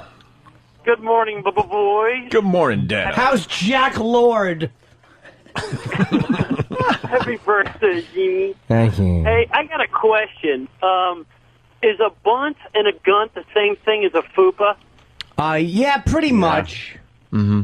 They're all that mushy fat area above the clit and below the chin. Fupa. You boys know what that stands for, right? What? Fupa, you know what It's all the flesh around a vagina. Yes. Yes. Okay. Yeah. All right. All right, Punching Dano. out, boys. Have a good morning. All right. And by the way, just real quick off did anybody hear fucking that douchebag Oberman? What a fucking What did he say now? douchebag, this guy. Just Morning Joe, who is a blockheaded idiot, is Joe Scarborough? He's a blockheaded Blockheaded idiot. I've had enough of his fucking rock'em sock'em robot head. I spent the day with him, man. He's pretty cool. He's a good guy. Well, I was doing a piece that never really aired. It was a waste because all the edgy stuff, there's no way they were going to air. Yeah. And I sat in Imos's chair back in the day, and I farted, and took his mic, and just did all this dumb stuff, and they barely showed anything. But he's a very cool guy. I'm sure he is. Men with square heads are normally very easy to get. Hey, fucking. What, was Keith on his show or something? SpongeBob fucking morning guy. He, thank you. No, he was calling in or something, and Oberman's like, should you pick up the shovel? Because he was, like, not bad-mouthing McCain. Nobody who works with Oberman, like, what a fucking scumbag that guy is. Yeah, I'm not a big fan of the Oberman. He's the biggest douche your coworkers fucking scumbag. He's, God almighty, is he aggravating. And it's not because of his political views either. I'm kind of torn. I'm kind of torn because he goes after O'Reilly really, really well. Exactly. But then he has his own douchiness. And then he fucking sucks Jesse Jackson's No, I know. dick. Then he has his own douchiness. You're absolutely right. Yeah. Because O'Reilly's an easy target in the sense that... He's an easy target. Yeah, go on. He's got a big cock and a loofah sponge. But no one's ever going to fault you for going after O'Reilly. It's easy. Yeah. All right. More Cindy Williams. So you don't want to promote that you're going to be at the Meadowlands Convention Center for the Super Mega Show? No, but thank you very much for that. I'll be there at the has-been table. Oh. Signing has-been autograph. Why? Lindsay Wagner's going to be there as well? Yes. You might want to call her. You got her number? No, I haven't. Hey, I like milk and Pepsi. That wasn't me. Oh. What is that about? That's what Laverne used to always drink on the show. Oh. I'm just pounded. I didn't realize I was really just the head scumbag on this one. Yeah, you took the lead Opie on has this some one. real douche lines too, but No, fuck, am I being an asshole? No, you took the lead on this. Who would know that was a Laverne thing? That wasn't me. It was common knowledge, to be honest, because she I was don't drinking remember milk that. and Pepsi. I don't remember. What happened was I don't remember that. she would get acid reflux because she was such a cum drinker. Cum would give her acid reflux because she would drink it out of a fucking glass. Because Carmine was fucking Shirley, so some of his black friends would come over and jerk off into a cup for Laverne, and she would drink it. Her stupid face. Some bukkake. And they had to keep it safe for network TV, so they just called it Milk and Pepsi. Right? No, Milk and Pepsi is what she used to take the reflux because she would have cum bubble burps. Blurp, blurp. So Milk and Pepsi would kill that. All right, here we go. All right. Hey, I like milk and Pepsi. That wasn't me. Oh. Milk and Pepsi. Remember Laverne and Shirley? I thought that was Shirley, but Laverne used to drink milk and Pepsi all the time. All right. Wow, I feel kind of uncomfortable right now. I'm overheating. Boo Boo Kitty was you, right?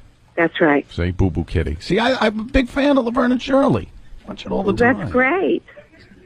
So we encourage all our listeners to go to the Meadowlands Convention Center for Super Mega Show Friday, Saturday, and Sunday, right? Yes, that's right. Thank you very much. Okay. All right, Cindy. Okay. Thanks, fellas. Bye. Cindy. Bye. All right, there she goes. Cindy Williams. Oh my God! No, you know that Opie. Don't look so proud of yourself. You got like your voice is very different. Yeah, a lot of people talk about how my voice is different. Yours is I have more of a different. rasp to it back then. Yeah, I've refined it a little more now. Yeah, because you don't smoke anymore. That's right. Yes, Jimmy. Did you? What was Boo Boo Kitty? That was her little doll that she had that Oh my God, would make her feel better. He doesn't want an answer. No, I Of course he actually doesn't. did. Answer to Boo Boo No, Kitty. either that or he doesn't want an answer, so he can tell us a little tidbit we might not know about the program. Well, now you remember Boo Boo Kitty, right, Jimmy? I vaguely remember, but what happened was we all knew the Big Ragu was known for his girth. Yeah. And he would notoriously fuck her hard. And when he would tear the lining of her vagina and they would say, "Why aren't you coming into work today?" she would point at her pussy and go, "Boo Boo Kitty." Oh, okay. As opposed to people listening to this who heard that long joke are going, "Boo Boo Jimmy." I like Boo Boo Kitty, Jimmy. I'm a fan of the Boo That's Boo what happened Kitty. when once. Oh, I know what it was. Yeah. After the Big Ragu wrecked a bunch of Mr. DeFazio's pizzas by hangover shitting into Right, them, I remember that he now. picked him up and he threw one at the Big Ragu, but Big Ragu moved and it landed right on Shirley Feeney's pussy, and then she had scalded Boo Boo Kitty, and she had to go to the emergency room. Hot shit pizza. Hot shit pizza all over her vagina. Yeah. Yeah. People think I'm making that up. But it's No, true. no, I remember all these episodes. Yeah. Mm-hmm. Wow. Yeah, all right. Kristen Bell. Sure, we can do that from Heroes. She's in Heroes, right? Kristen Bell? Or was? I don't watch that. Still is? Okay. And she also was in Forgetting Sarah Marshall, a movie I saw and liked. And we had a wonderful interview with Kristen Bell, who's been on our show, sitting right in that seat a couple times. Yes. This is how it went down when she was promoting Forgetting Sarah Marshall.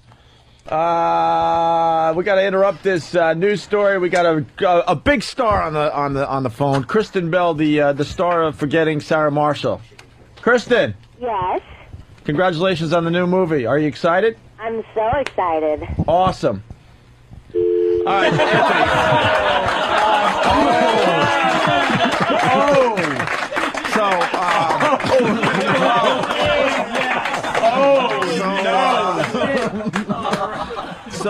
Roland is in cardiac arrest. See, we still do it.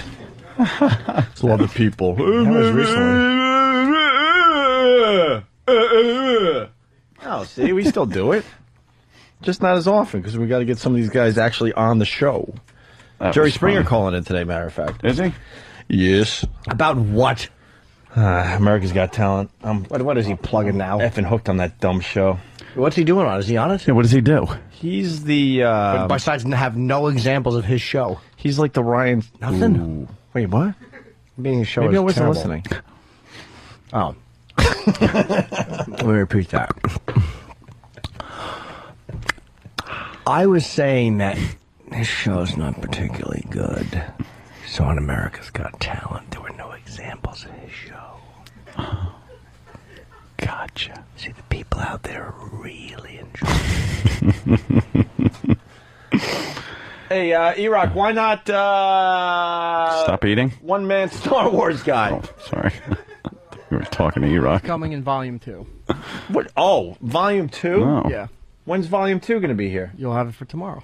All right, volume 2. Tomorrow's Volume 2. Why not man- volume 1? He makes volume 2, so it's like, okay, I didn't do this. Yeah. So there's a volume 2. Exactly. And people are asking for the Bernie Getz, too. That was fucking scary, man. Yeah. Fucking scary. How come volume 1 is so lacking? Boy, the volumes coming up must be really good, huh? Yeah, they got to be the best. Sure.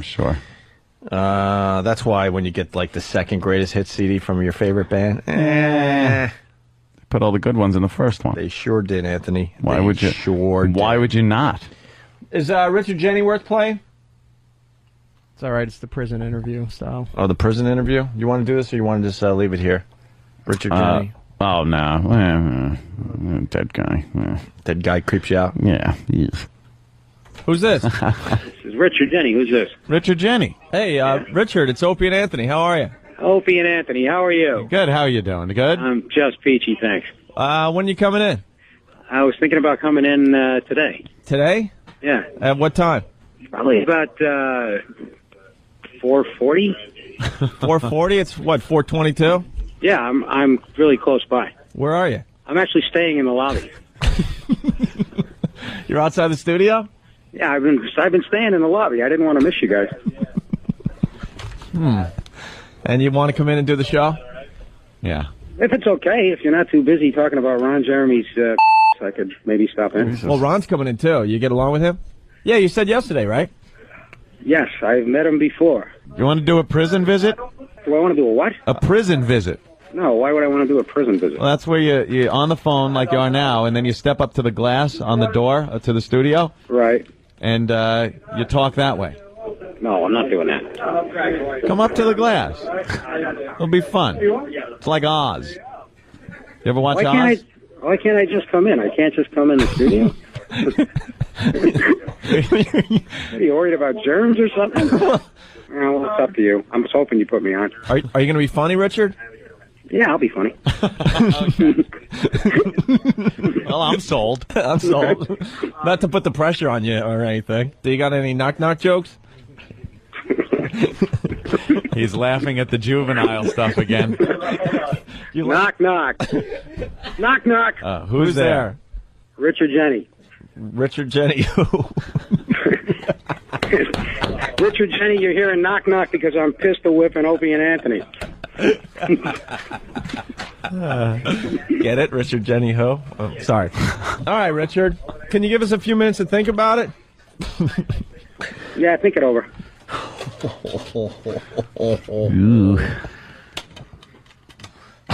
Jimmy just giving a... Yeah, that's... Well, you know, we didn't know he was going to kill himself, Jimmy. No, we didn't. How are we supposed to know? That we didn't. We used to love the prison visits. Yeah, people would come up to the window and talk. They were wonderful. Great. Hey, you were talking about the Linda Blair. We got that going into break. Ooh. So Linda Blair calls our show. She's, of course, the actress from The Exorcist. Yes. And we were going to talk to Linda Blair. This is how it went down. This was NEW, too, by the way. Yeah, back in the day. Not too long ago. Probably 8 years ago. Yeah. 7 years ago, maybe. Here's how it went down. And right now on the phone, it's Linda Blair. Linda Blair. The power of Christ compels you. Yeah, yeah, yeah. Woo! The power of Christ compels you. The power of Christ compels you. The power of Christ compels you. The power of Christ compels you. The power of Christ compels you. The power of Christ compels you. The power of Christ compels you. Done yet? The power of Christ compels you. The power of Christ compels you. Hello? The power of Christ compels you. Hello? The power of Christ compels you.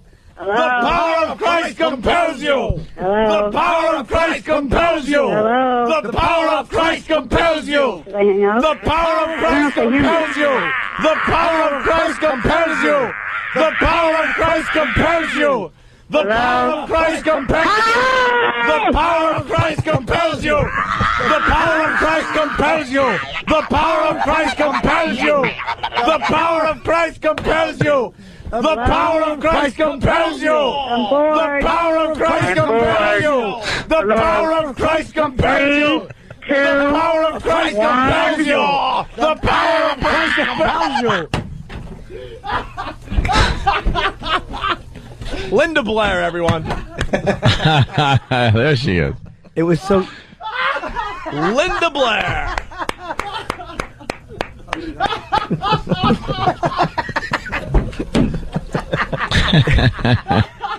Oh, my ribs. There wasn't a hint of stopping. No. It was just, this was going to continue until it ended. Oh, yeah. What are you going to ask Linda Blair? Come on. Let's be honest with each other. Yeah.